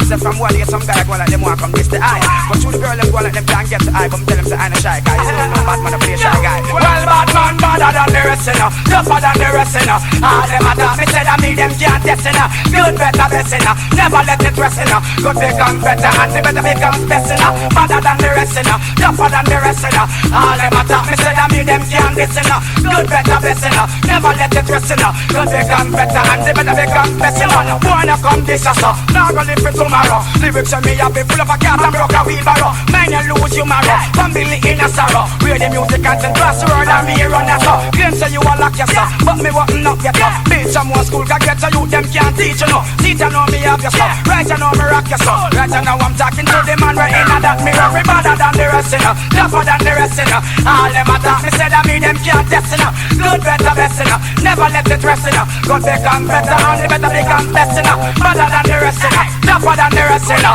All them a talk. And it's just a message going out to all of the Genesis family. Remember, we just want to say at the end of the day to everyone that phoned in and made the show what it was. If you didn't phone or you was listening, one love, you will take care, keep it locked. DJ B's in the house now, running a little bit late. So the next presenter, don't come in for half an hour, okay? You will take care, see you one love.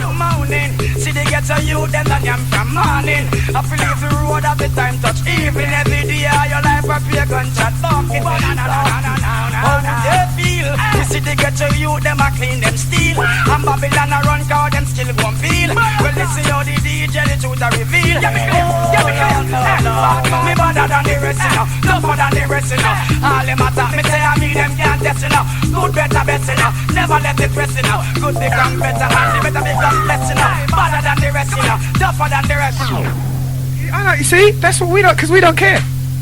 If you, in case you didn't get the lyrics or something, let's start again. Sorry, DJ B, you know what I mean? It's like, what? You get me? They got to know. There is no station that can test Genesis when it comes to talk radio station. Talk what you like. You know what I'm saying? When they can come up with a format, hey, they can't test. That's what we're saying in the beginning. So shall it be in the end. Genesis. Cool. Sang ding ding, sang ding ding, sang ding ding, sang ding ding, sang ding ding ding ding ding ding ding ding ding ding ding, sang ding ding ding ding ding ding ding ding, sang ding ding ding ding ding ding ding ding ding.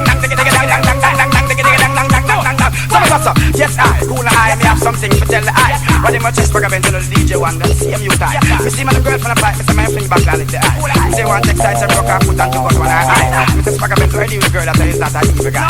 If say from one day, some guy go like them want come kiss the eye. But to the girl, them go like them can't get the eye. Come tell them say I'm a shy guy. You don't know Batman, a play shy guy. Well, Batman, better than the rest, you know. Tougher than the rest, you know. All them a talk, me say that me them can't test, you know. Good, better, best, you know. Never let it rest, you know. Good become better, and the better become best, you know. Better than the rest, you know. Tougher than the rest, you know. All them a talk, me say that me them can't test, you know. Good, better, best, you know. Never let it rest, you know. Good become better, and the better become best, you know. Boy, now come this, so now go live for tomorrow. Lyrics on me have been full of a cat and broke a wheelbarrow. Man, you lose your marrow. Family in a sorrow. Where the music and sing class word and me run a so. Claim say you a lock yourself, but me wouldn't knock you so. Beat some more school, cause get to you, them can't teach you no. Teach you know me have your so. Right you know me rock your so. Right you know I'm talking to the man right in that mirror. We better than the rest, you know. Tougher than the rest, you know. All them a talk, me say that me them can't test, you know. Good, better, best, you know. Never let it rest, you know. Good become better, and the better become best, you know. Better than the rest, you know. Tougher than the rest, you know.